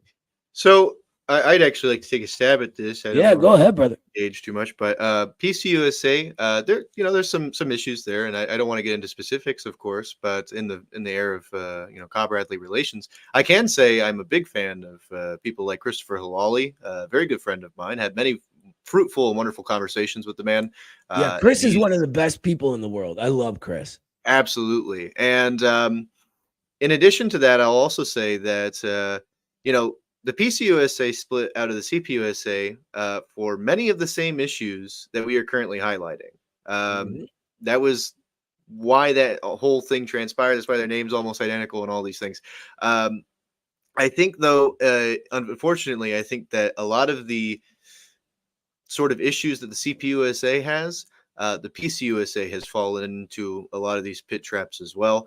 And for that reason, I really can't say that they're a clear-cut alternative. I do know that there are a lot of good people in PCUSA, and the party is, working on itself actively. So I can say that's a positive thing. But I think that they have not gone through, the dialectic of the actual root of the problem between why they left the CPUSA in the first place. So that hasn't been fully resolved yet. That's that schism, if you will. I think that schism will be resolved in the future. I think through likely people who are now leaving the CPUSA and the good elements of the PCUSA, and also people who are genuinely interested as principal communists outside of these two entities, when hopefully a new party arises, because a new party is so needed at this point. It is clear. It is clear there is no Marxist-Leninist party in this country that is actually principled and actually following Marxism-Leninism to a T. So that's all I can say about PCUSA and CPUSA. Yeah, the But proof shout is out in the pudding. Christopher Halali. Love you, man. Hope to talk to you again soon. You know. Yeah, absolutely. Shout out to Chris. He, like I said, he's the best. Love that guy. Here's my thing. We never, ever, ever put anyone on blast, right? We maintain a live and let live sort of relationship with everybody. We did this even with the Communist Party, even as we had evidence they were organizing lie and smear campaigns against us. And not only that, much worse false accusations against people we know and love. Mhm. We maintained silence. We didn't want to damage any potential anyone had within it. This changed when I mean, I don't want to go through all the details, but there was a turning point when it became absolutely necessary for us to speak up. Right? That's why we're doing this now, because it's time. Revolutionary conditions are upon us, and we cannot be silent in the face of anti-communism. We can't, and so we're not now. In regards to anyone who is trying, they have our respect. It's that lack of trying that matters. So when it comes to PCUSA, they are trying. So we respect them. I will say at the same time that the proof of a communist party is in the pudding. Do they have a connection to the working masses? No. Right? They just don't have it. Maybe they'll get it. I don't know. But that's why Kyle's saying there's not a Marxist-Leninist party. And what this new era, in my opinion, really demands is something new, right? Something that is built by the new era itself. And I see all of this stuff as the sort of last parts of the last era of American history. I wish I had something more particular to say. Like Kyle said, there's some amazing people in there, but there's also some big problems. Thank you so much for the super chat, Chernich. And he has one more, actually. Where do you read the petition? Is it publicly available? I believe someone linked it in the chat earlier. Yeah, it was. It was wasn't leaked. originally. I'm sure Marcello will get into this, but it wasn't originally publicly available. It became publicly available because it was leaked by certain people within the party, and so that's how I came across it. That's how I became aware of what was going on. That's how we, started talking about it. So yes, you can find a copy of it, I believe, somewhere in this chat. If somebody has a link to it, feel free to drop it in the chat so this guy can take a look at it. Yep. Do we have any other super chats? One more I want to get to, and then we'll keep going. Stalin's mustache. Thank you for the 5, brother. He says, LMAO, I know they're trots, but at least PSL runs their own candidates and doesn't tell rank and file to vote Biden. I mean, yeah, when you're getting beat up by a trot, whoo. Yeah. All right. Now we want to bring up our final guest of the night. His name is Marcello, and he is the brave communist who stood up the way a communist needs to when there was something wrong going on in his party and tried to fix it. And we're going to hear from him on how he did that. We're going to hear what happened because he did that. And we're going to continue on from there. Here he is, Marcello. Welcome to the show, brother. Thank you so much for being here with us. Oh, you're muted. Sorry about that. Thanks for having me on. Absolutely. Happy to actually see your face now. Yeah, you don't look like I expected you to look. I heard Marcello and I expected like, hey, forget about it. Right. Maybe we should switch outfits. The So I talked with you a little bit on Haas, but I wanted to kind of go deeper and have more of a in-depth here. So I'm not sure. I imagine most people didn't get to catch the Haas stream that we were on, but if you want to start over from the beginning, I mean, you were a delegate. You kind of know what was going on. Obviously, you were the one who created the petition and everything. I just want to hear the chain of events and what happened at the convention that inspired you to kind of make this bold stand. Yeah. I think that actually, to go back to the beginning, it starts when I first joined the party. One of the first things I did. Now, I've never hidden my opinions on the Democrats. I've actually Can I ask you, when did you join the party, Marcello? 2001, 3 years ago. Oh, okay. So it's been a while. Yeah. Okay.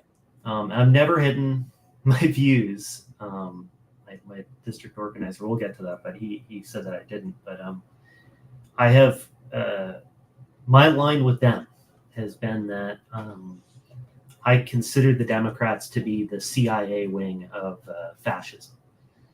That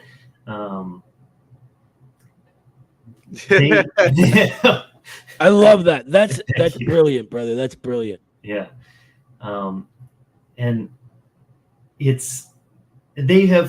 they'll say, "Oh, interesting," and then he'll sit there, and my district organizer will just sit there and ramble on for half an hour, and then say, "And that's why we support the Democrats."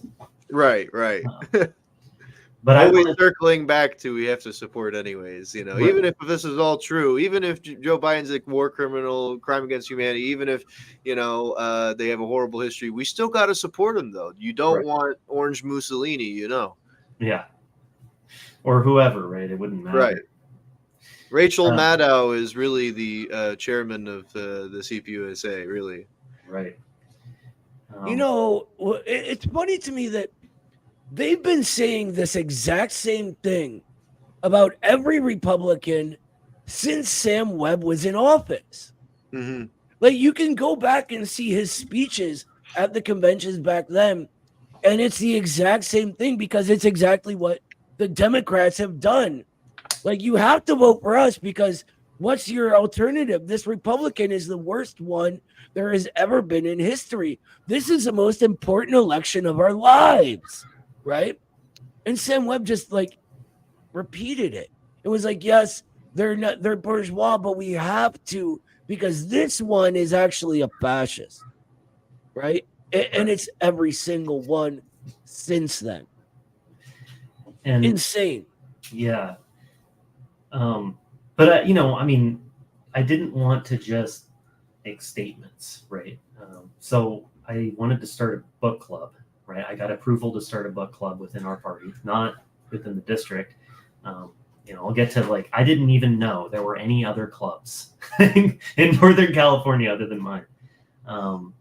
But I started this club. I submitted 7, 8 books, including several books from Stalin and Michael Hudson, which I think is foundational for a modern Marxist understanding. But they completely ignored all of it. Right? He said, "No, none of that. How about Dimitrov?" Which, okay, fine. Let's read Dimitrov. So I started the book club, and it was me and a few other members, and we talked and went through and said, "Wow, interesting. This says that we should be approaching the MAGA supporters, right?" Which, makes a lot of sense, right? I mean, a lot of my friends who are Bernie supporters are now Trump guys. Yeah, 100%. Right? So okay, maybe we don't abandon parts of the working class. But anyway, the next session comes, and this time Juan, my district organizer, is there. And he sits there and has us read line by line. At the end, he gave about a 45-minute speech and said, "And that's why we're going to support Joe Biden." Wow. Completely shut down. We were having a lot of discussion in the first session, but in the the second session, man, it was stunned silence. And then we never had a session again, and we weren't. Wow. So that was the end of the book club. Yeah. You got to the point where Joe Biden is, we have to hail to the chief for Joe Biden, and then, well, the book club's run its course. It's done everything we needed. We read one book and misinterpreted it, and now we're going to vote for Joe Biden. We read. Once Dimitrov got to the part about national nihilism being absolutely detrimental to the working class and needing to take the nation's histories back from the fascists who misappropriate them, they were just like, no. Yeah, Biden. They had to skip to a random page. Yeah, and then here's this page. That's it. Yeah. Whatever it was, I guess it probably just hedged just close enough. You know what's crazy to me, and I've said this a lot frequently, is this has happened in the past.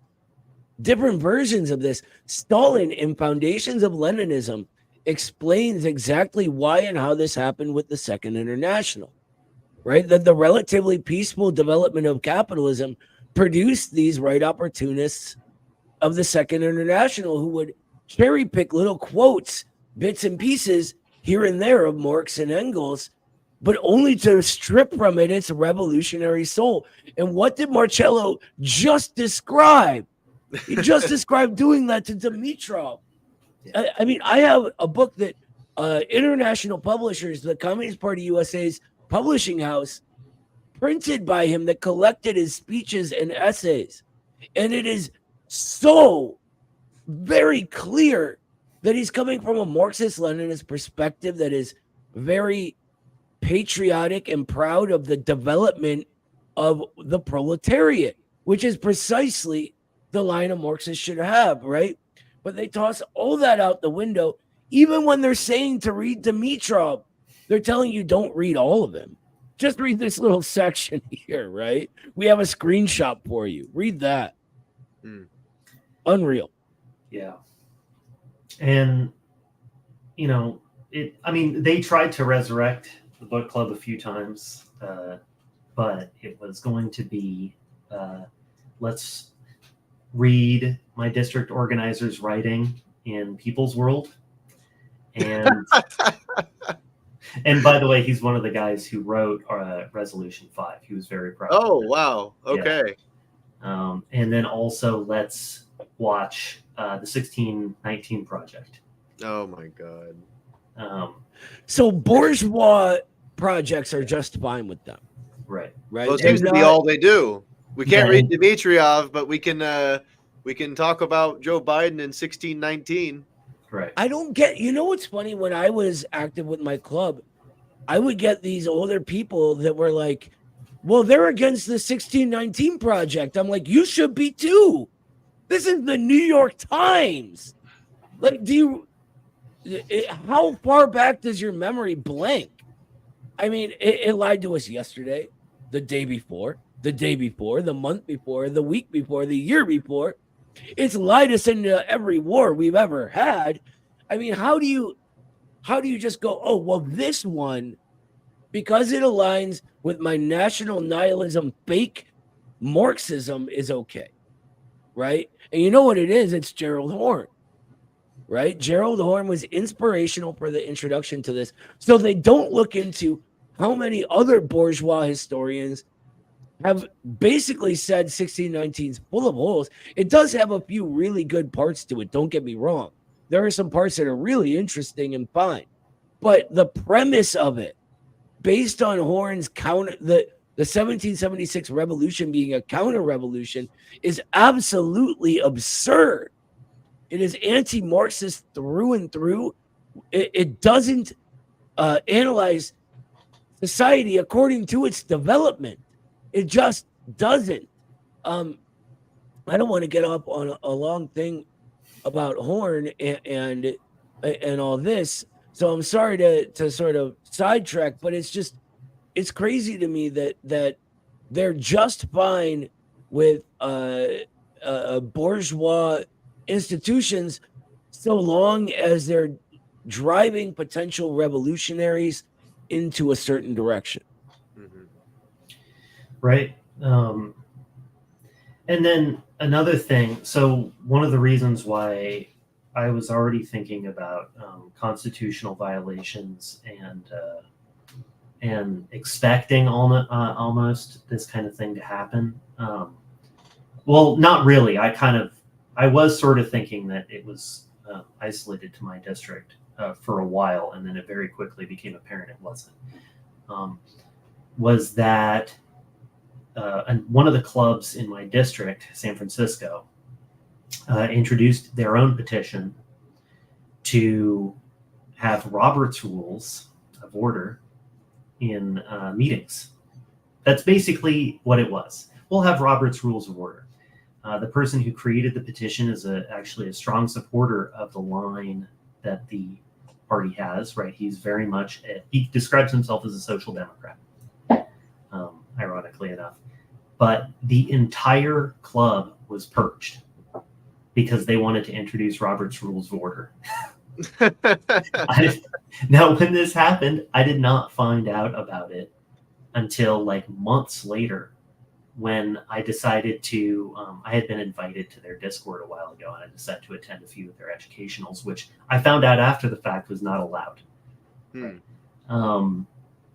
But I got into it with the guy, and he was like, yeah, this is crazy. So I was already thinking, what in the heck, are we going to do? They have their own plan, apparently. I don't know. They did not sign on to the petition, which I'm a little disappointed about. But leading up to the convention, so in the district convention, we had the same kind of slate selection for delegates, where people were, okay, here's the names that you vote for. If you vote for less than this number, then your ballot is thrown away. If you vote for more, it's thrown away. Actually, will you do me a Yeah. favor, Marcello? Will you sort of quickly explain the slate system for the audience? Because it's really anti-democratic, and I don't think people really understand how it works. Right. So in the slate system that they use, you are given a piece of printer paper with a list of names that you've never met, right? That you had no, in the case of the National Convention, no participation in nominating forwards. And it's a big, long list of names. And then in theory, you're supposed to nominate people from the floor. But because you're required to vote for the right number of people, floor nominations don't count. Now, when we get to the National Convention, my district organizer was a very small number of votes, apparently, away from losing. And they threw away 18 ballots. So most likely, this system, in addition to not being democratic to begin with, it's also used to as an excuse to throw away ballots and control who gets in and who doesn't. Right. Absolutely. Yeah. Now, at this convention, there was a lot of talk about not supporting Democrats. Now, I, at that point, was fairly disillusioned. This is, the third year of getting browbeaten. And I watched. Now, I did continue to say, like, hey, they have a point, right? I said that to my district organizer. But one of the guys stood up, and he had been to jail. And he was in jail under, I think, starting under Obama, and then Trump, and then Biden, and then had gotten that recently and was in the party. And he said, there was no difference. I was in jail, and it was a nightmare. And my district organizer and my club chair is the district organizer's wife, screamed at him, said, under Trump, you would be under the jail. What? Which he was in jail under Trump. Right. And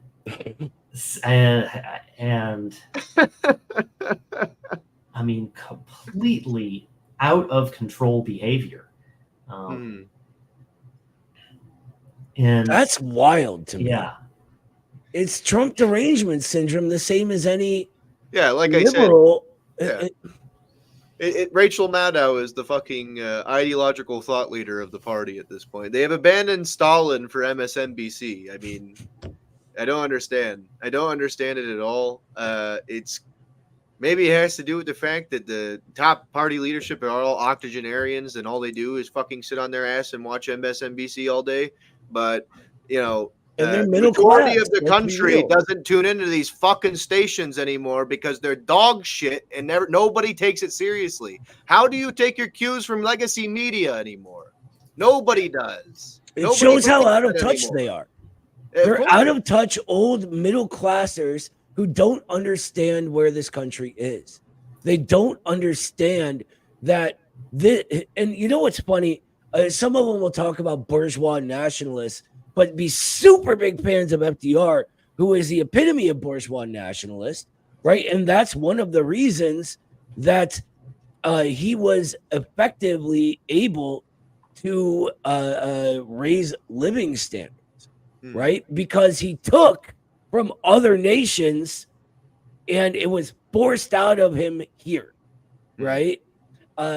He was a bourgeois nationalist, but they like have this. I completely lost my train of thought. Oh my God. I'm sorry. Go ahead. He also, as I guess a funny aside, he was lecturing the clubs about their not having many people of color.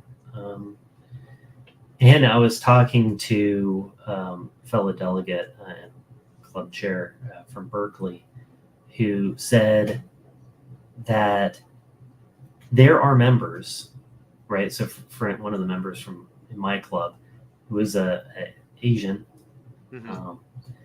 she is in my club. She lives in Berkeley, right? He's the Berkeley club. They didn't get her, so he was actually cherry picking people out of other people's districts. Oh my God! So they were taking people who, because he's concerned about ethnic ratios, I suppose, like already Diversity, crazy. equity, and inclusion. Yeah, like what the fuck? And then so he's taking people who would be better served going 5 minutes, to the meeting in Berkeley and making them drive an hour and a half to go to fucking Sacramento or whatever. Yeah, I mean, all the meetings, they are all online.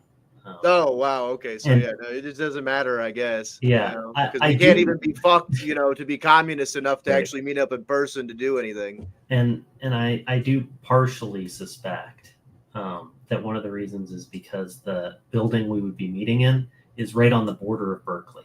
So like the Berkeley Oakland district is like a completely absurd like. Oh, so it's just artificial then. Yeah, it's just horseshit. But anyway, as I took the train to the convention, which was maybe an inadvisable move, but it was a lot of fun. But on the train, I was checking my email and discovered that so my district organizer and his wife, as well as the lady who Chuck mentioned, I believe, and her husband, Alex Farr, they were all delegates, but they all have severe health issues. One is on his 7th or something, stomach surgery.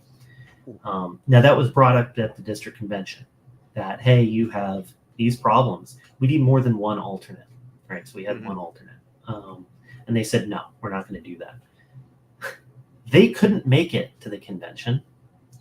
And they did not allow more alternates. And then on the train, we were told that actually our district was being merged with Southern California. So people that we almost certainly had no contact with, even by accident. And the club chair there, Richard Green, told us, and I, after having had a few experiences, this man is a true snake, told us that not only would alternates not be allowed to vote, which discouraged the alternate from even showing up, but that all clubs would be all districts would be voting by caucus, so that every vote we would leave the room, decide how we were all going to vote as a club, and then we would vote as one entity, which was not the case, which was a complete lie. Wow. So they're going to have people as delegates because they're alternates. That means they're delegates. Right. But they don't get to vote. And any vote that happens, I get, 20 to 30 minutes to pound into your head how I want you to vote. Right. What is the point of a delegate system? What is the point of a convention at this point? Like, Right. None of this matters. Like, it's they just want this superficial democracy. They want to be able to say, well, no, comrades, we had the convention and everybody said it was okay. They just want that. They don't care to actually hear the voices and opinions of their own rank and file membership at all. Right. At all. I mean, it's so blatantly obvious. I mean, there is no other situation where any of this would be being done if that wasn't the case. You can't make a single argument for this to be done the way that it is. Right. It doesn't make any sense. And there's really only two options at this point. They're either compromised in somewhere very nefarious way, or they think everyone but them is stupid. Right. And that's honestly they treat the membership as if they think everybody is stupid. Mm-hmm. Joe Sims thinks he's the smartest Machiavellian operator of all time. And don't get me wrong, he's a smart guy, but he's also an anti-communist. And when you lie like that constantly, they catch up to you. It doesn't matter how smart or Machiavellian you think you are. Says he, and again, it's out of touch old people, right? Age of the internet, my friend, right? Not to mention age of revolutionary potential.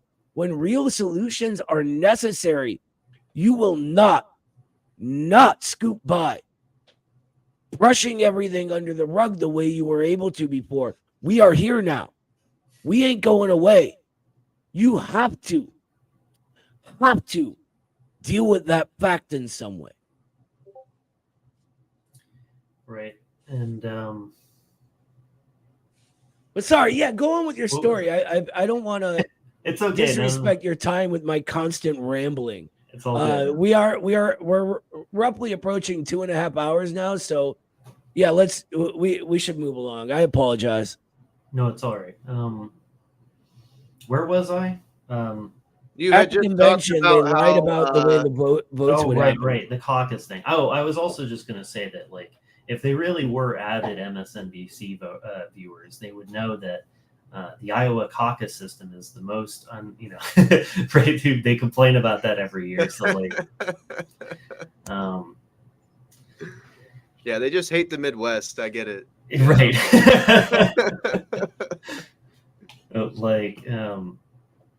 Yeah, so I mean the convention starts. The first day was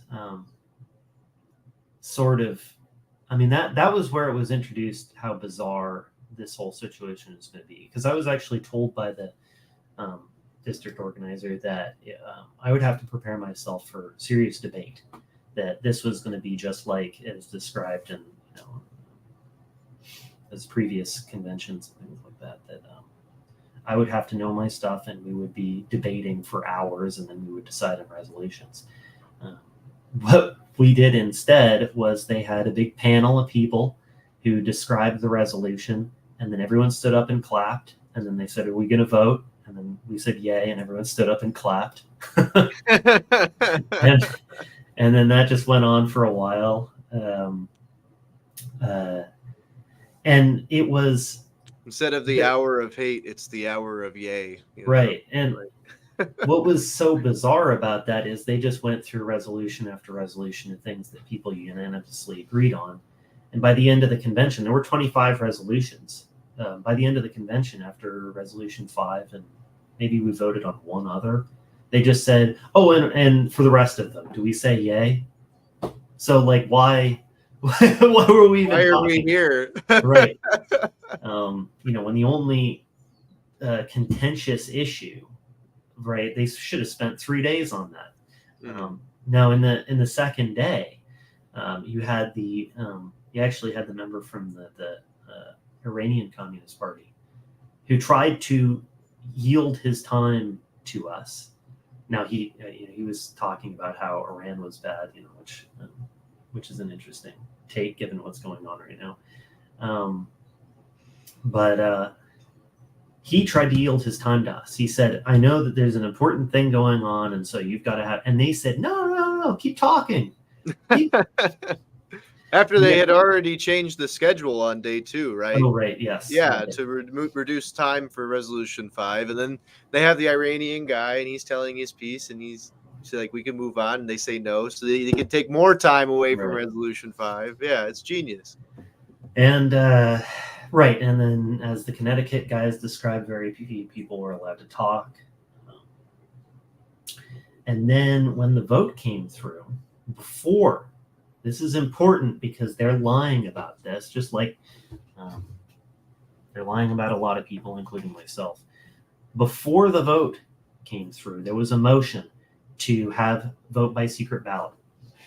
Not only tons of seconds, not only was it not voted on, but there were people who screamed at those guys and said, not a chance, right? Sit down, right? Like, wow. Like, no democracy. And then after the vote took place, after it was inconclusive, now, of course, it sounded to me in the vote yay section that it was conclusively for yay, but, it's inconclusive, right? There were nays. Someone actually, a person sitting next to me, fellow delegate, raised his hand and said, I motion to do a hand count, which I seconded, and a whole bunch of other people seconded, and they completely ignored. Now, as it turns out in the Constitution, I believe, I have it pulled up, Article 2, Section 3, if you have an inconclusive vote in any, especially higher bodies, which the National Convention is, you're supposed to hold a vote. Mm-hmm. They said, no, we're passing that on. Yeah, because every party decision has to be made by a clear majority. It has to be one way or the other.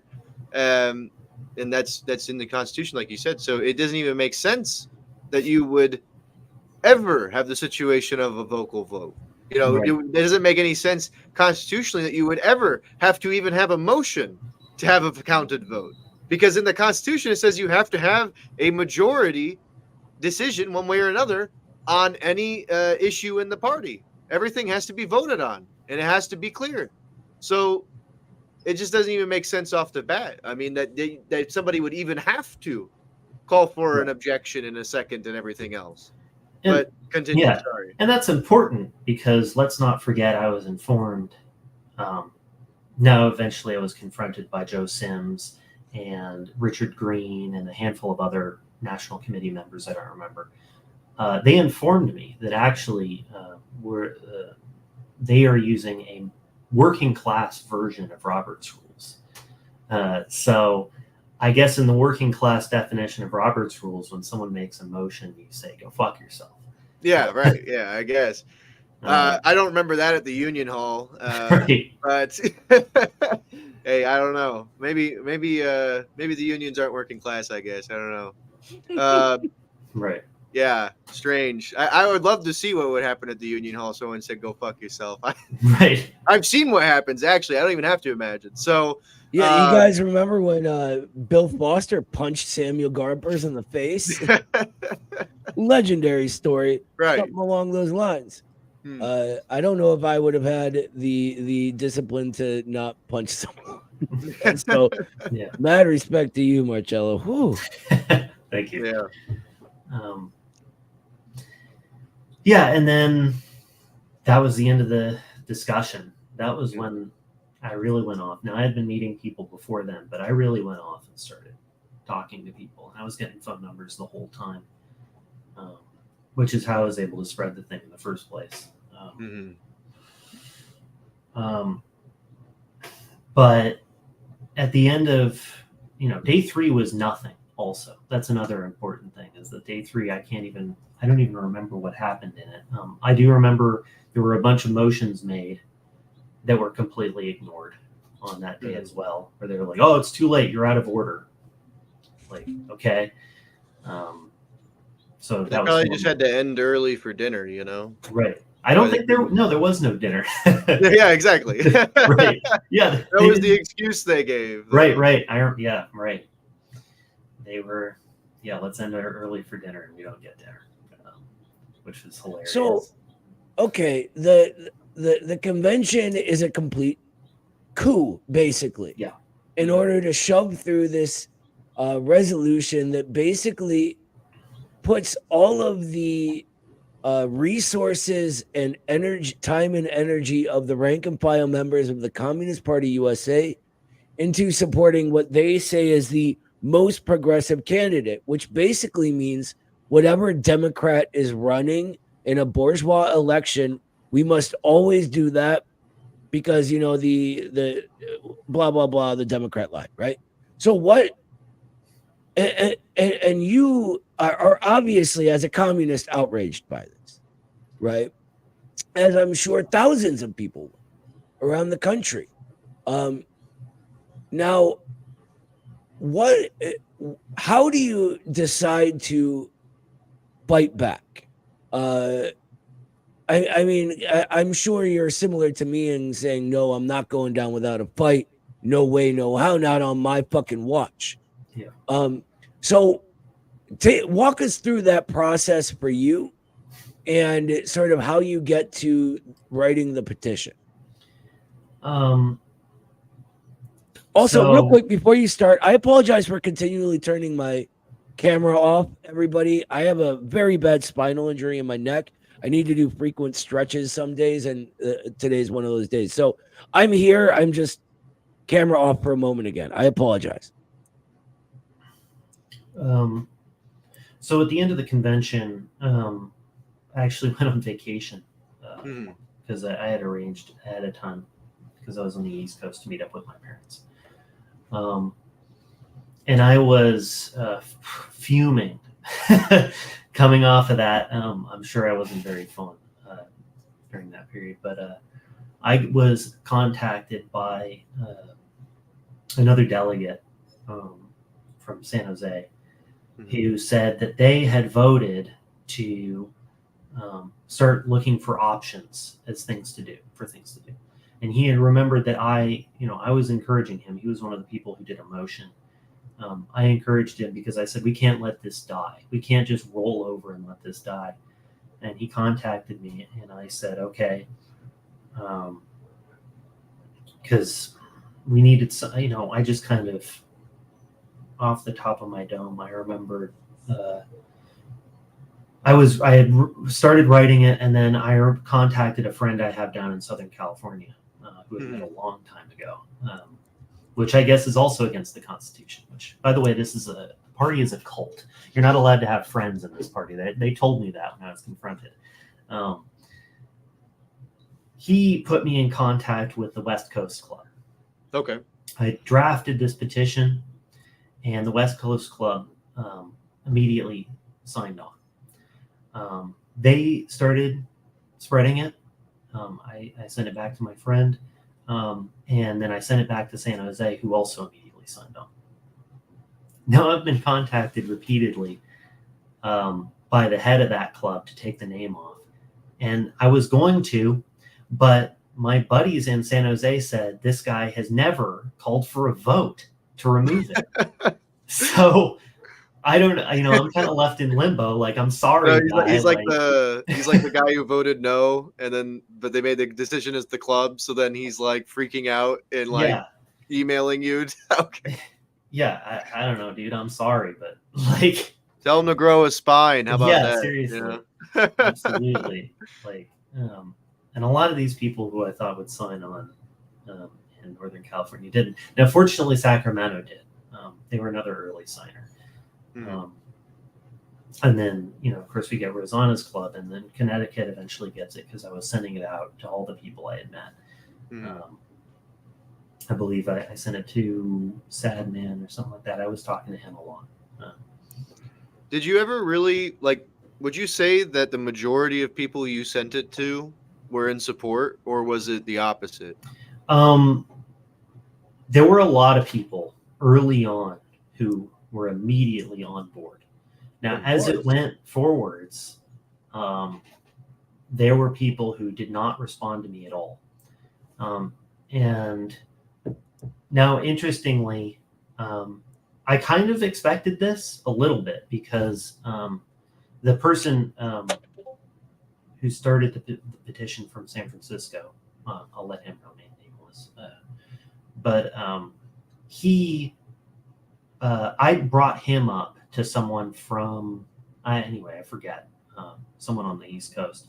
And for some reason, not only had he heard of this guy, but he heard that he was transphobic and racist, which is the complete opposite. I mean, this guy, he encourages trans folks. And Everyone gets called transphobic and racist. That's the go-to. Yeah, the second you speak out against the Democrats, you're like persona non grata. You're like the worst person alive. You're basically Adolf Hitler. Right. That's crazy. I mean, but it's exactly what you would expect. Like, these people don't have any substance to them at the top. All they have is the ability to browbeat, gatekeep, and make people feel like shit and make people scared. That's all that they continue to subsist off of. Is that.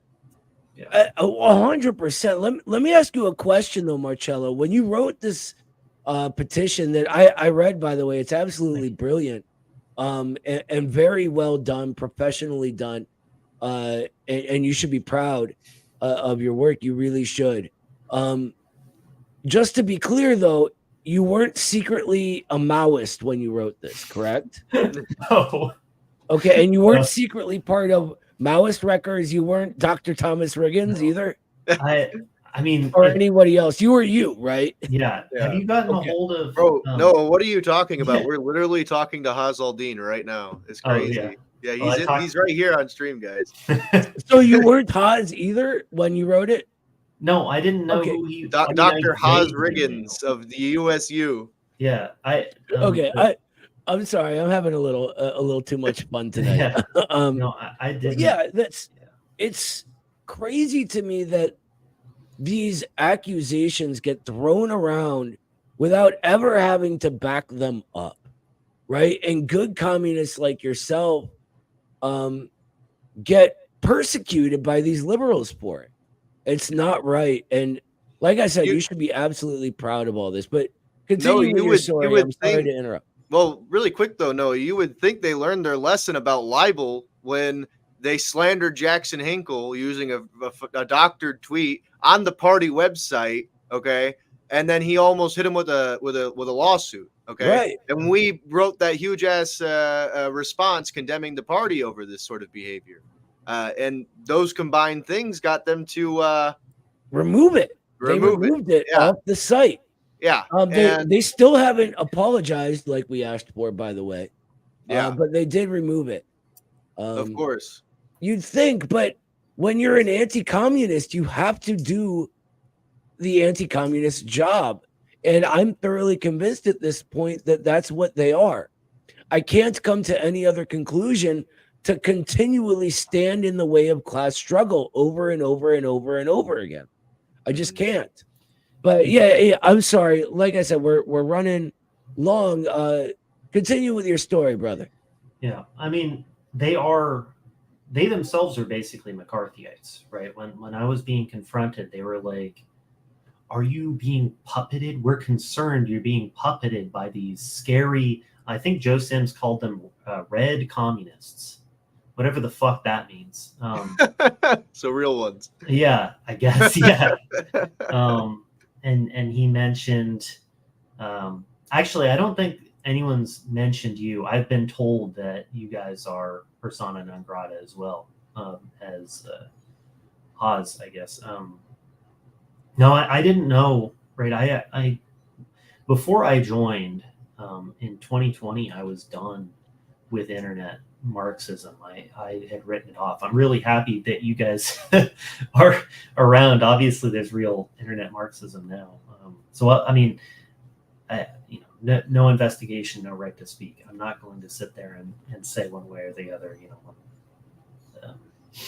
on agreement. But you guys, I'm very thankful that I'm getting this chance to talk about this whole thing. Yeah, and we hope that you watch some more of our content and see that, Absolutely. hopefully in your eyes we're just as genuine. I mean, we think that your movement that you started with this petition, I mean, it was exactly what the party needed, a kick in the pants, because it's been operating like this for far too long. Shadow trials, purges. I mean, in my time since I've been an adult, I think there's been 2 mass purges in the party. I mean, it's like a cyclical thing. It's like almost every single convention, everybody realizes what a shit show and lack of democratic participation there is in the party, and they leave. And then Joe Sims starts right back up again and begins recruiting in mass again, so he can, keep his lights on, I guess. I don't know. But yeah, I mean, it's just like I said, we encourage you to, of course, look at some of our work and make that judgment for yourself. But in the meantime, I mean, yeah, we're more than happy to give you guys a voice and make sure that your guys' voices are heard, because it's a story that needs to be told. It needs to be told, to not only just the American communists here, but it's also to the communist movement abroad. Everybody should be aware of what is going on worldwide with the CPUSA, because I think for far too long, Joe Sims thinks he can just, like, CPUSA doesn't mean anything, because Lie his way out of everything. Yeah. Yeah, I mean, like, this is embarrassing as an American communist, that the party that has, the legacy like that is, supposed to be the party of the communists of the United States, is behaving this way. I have to, if I was to talk to somebody from abroad, which I do all the time, I have, I almost have to say, I'm sorry for our shitty communist party. I have nothing to do with it. I swear. It's like, it's so embarrassing. It's embarrassing to go abroad and talk to principled communists and have to actually, like, be associated with that, even in the same country. Yeah. It's really, really sad. And it needs to be done away with completely. I think we're just in this era where they can't run anymore. People like you are here, Marcello. You're here now. And there's no turning back. A communist doesn't bend. And a communist doesn't break.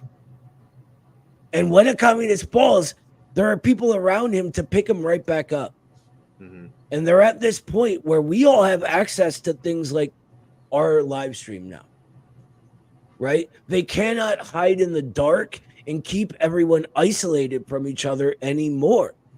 It's going to come out. And I am so amazingly proud just to be associated with your movement you started by being able to provide this for you to tell your story here.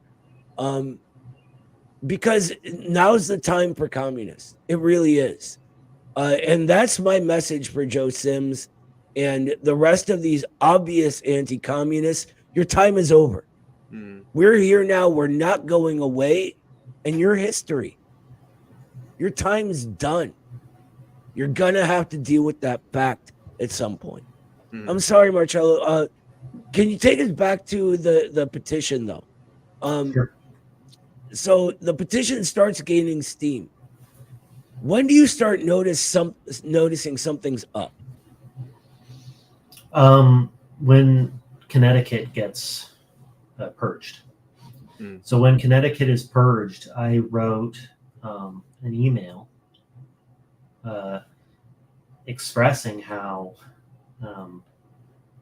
upset I was, and I get back some responses which were crazy. I mean, some of them were saying at a certain point, I did a few of these emails. At a certain point, they were like, "Why are you wasting so much time writing these long emails no one's going to read?" Like, so if anyone's read, because I know the USU people leaked my last email where I called them illiterate vipers because I was so. Maybe it's a little too much, but God, No, we were able to read that. Yeah, those, like you said, the mouse leaked everything, so we were able to read it. It was really, really just like the petition itself. Well done, professional, and intelligent. Going to Stalin on what factionalism is was great, because it is so. Once you have to actually make the case that this is factionalism, you cannot read that petition and come to that conclusion. And so it really shined a light on the lies that this leadership are spreading, and it's insane to me. Right. It's actually really funny because someone sent me, one of the national committee or whoever, or a club leader, sent me a Stalin quote, that everything has to be crystal clear, something along those lines. And it was 100%. He was trying to say that I was being deceitful. And, while I was emailing the whole national committee, oh, you're working behind the shadows. And so that's why I was inspired to use a Stalin quote. And then in addition to that, I realized while reading through the Constitution that they're supposed to provide minutes for their national committee meetings. And they're supposed to have at least 3 a year. And I've never been provided minutes. The club chairs I know have never been provided minutes. This is a secret, the secret society. This is like the Freemasons we ended up accidentally joining.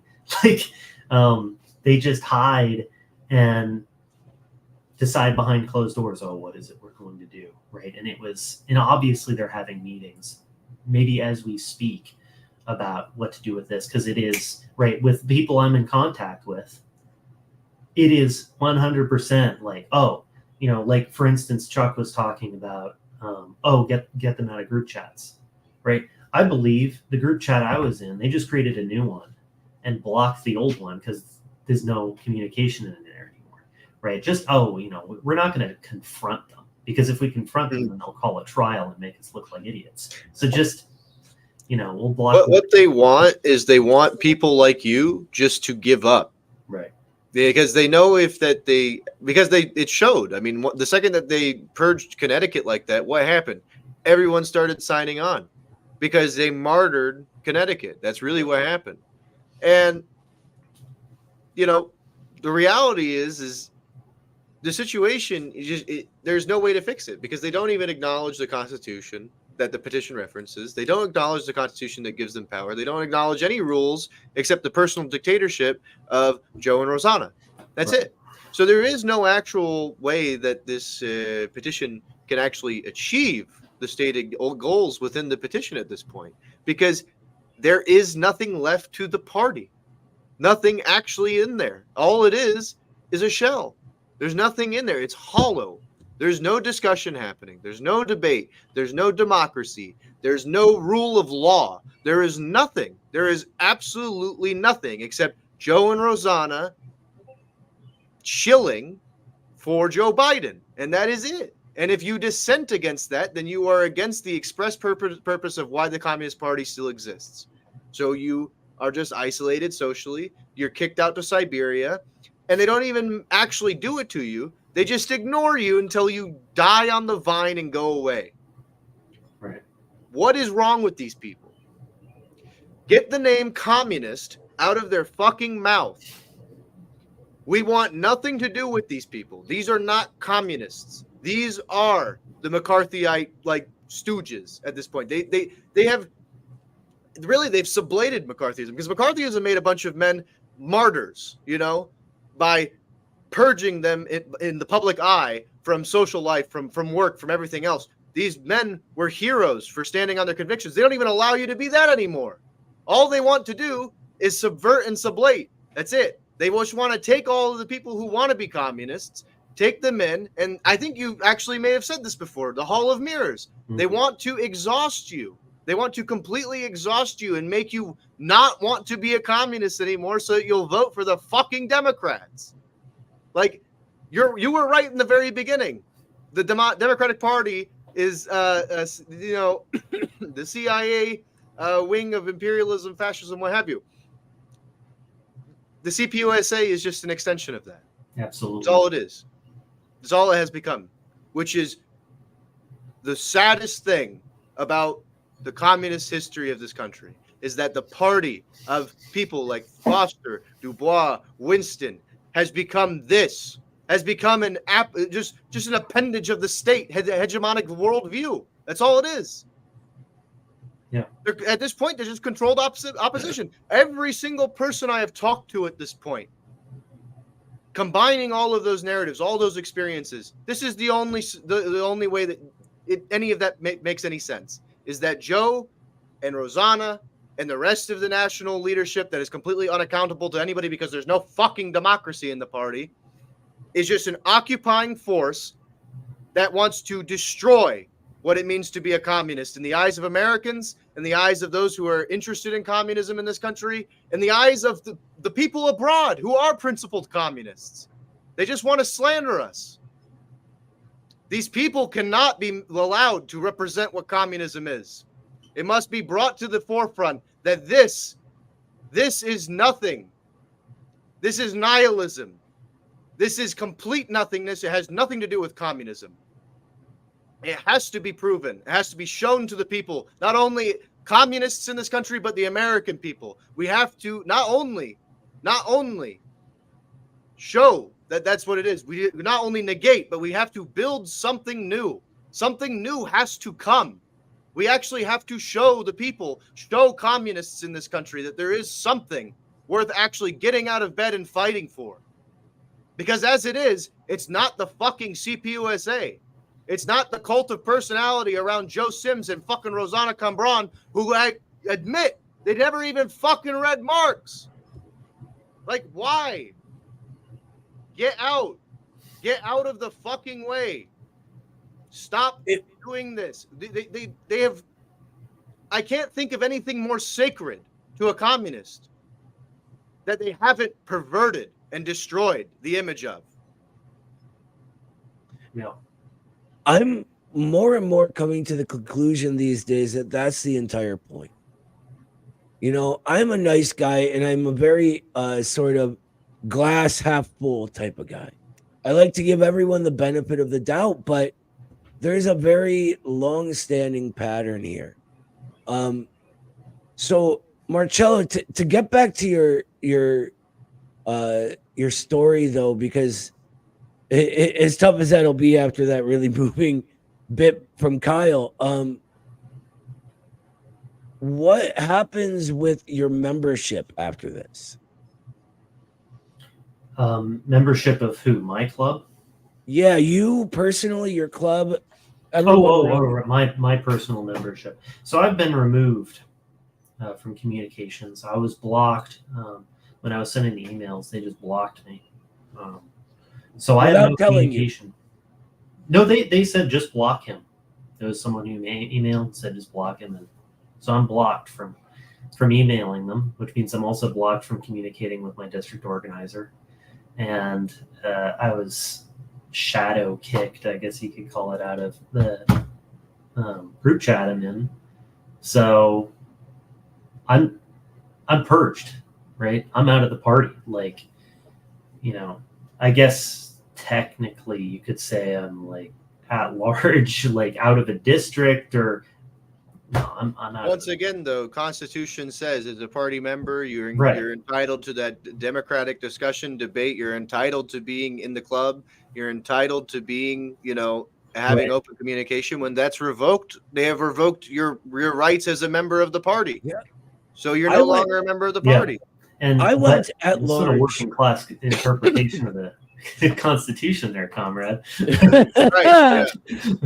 When I stopped actively organizing with the party, I actually went at large, right? The chair of my club is a really liberal woman, right?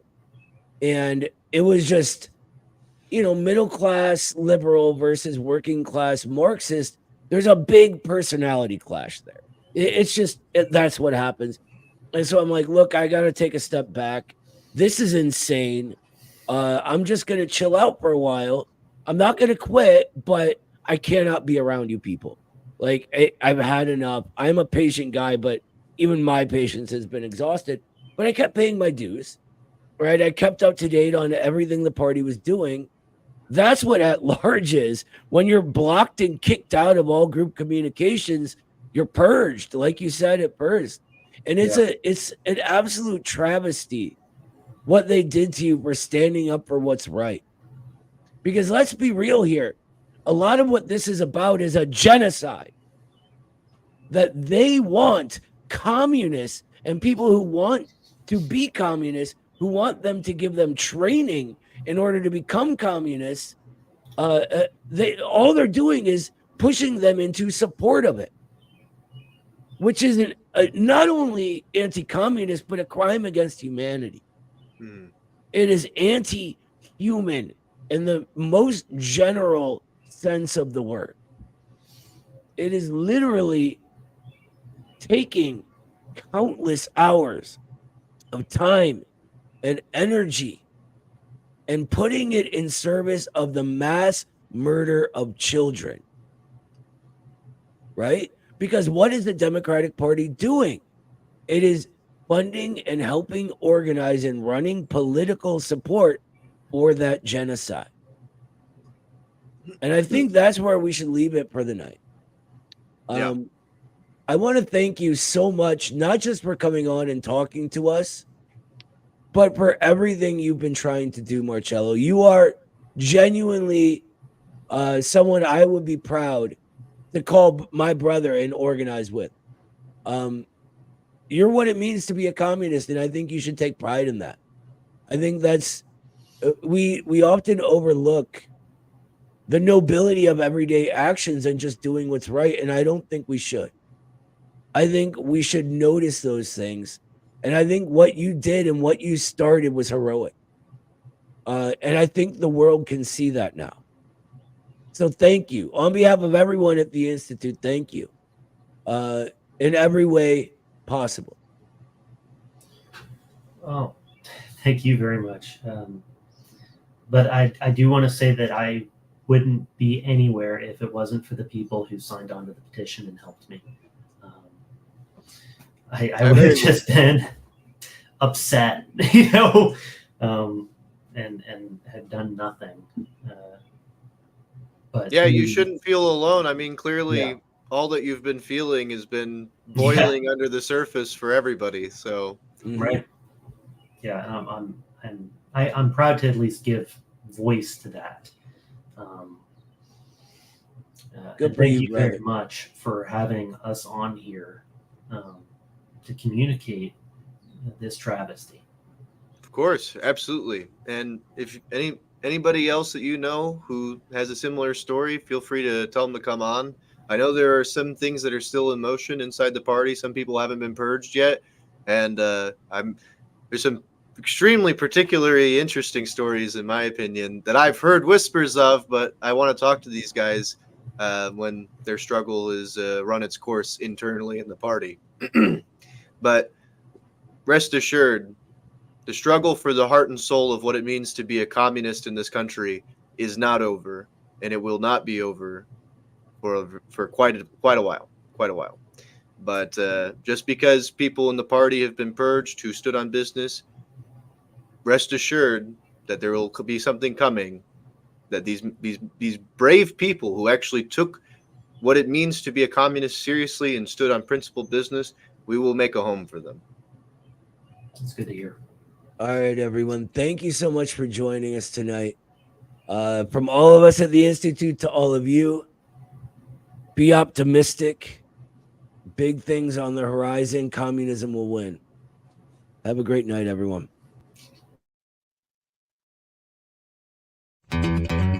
Stand up, all victims of oppression, for the tyrants fear your might.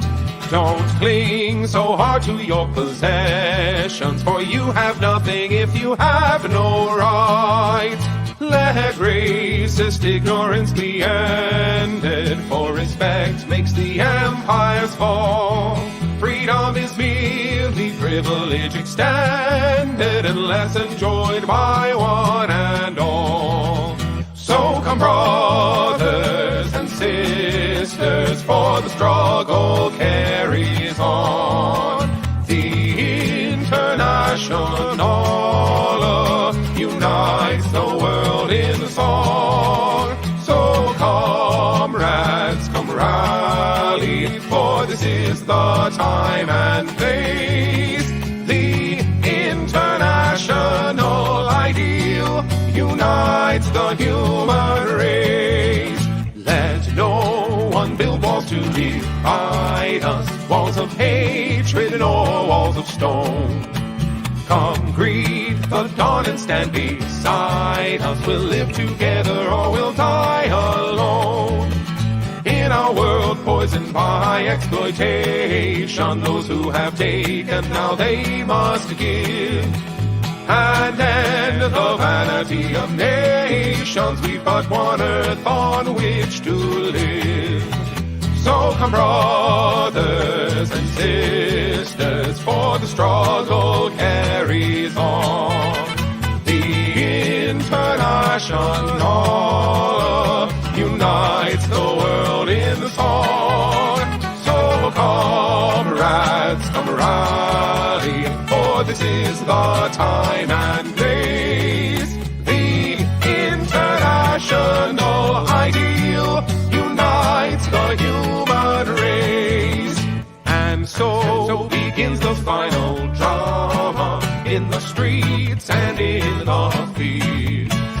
We stand unbowed before their armor. We defy their guns and shields. When we fight, provoked by their aggression, let us be inspired.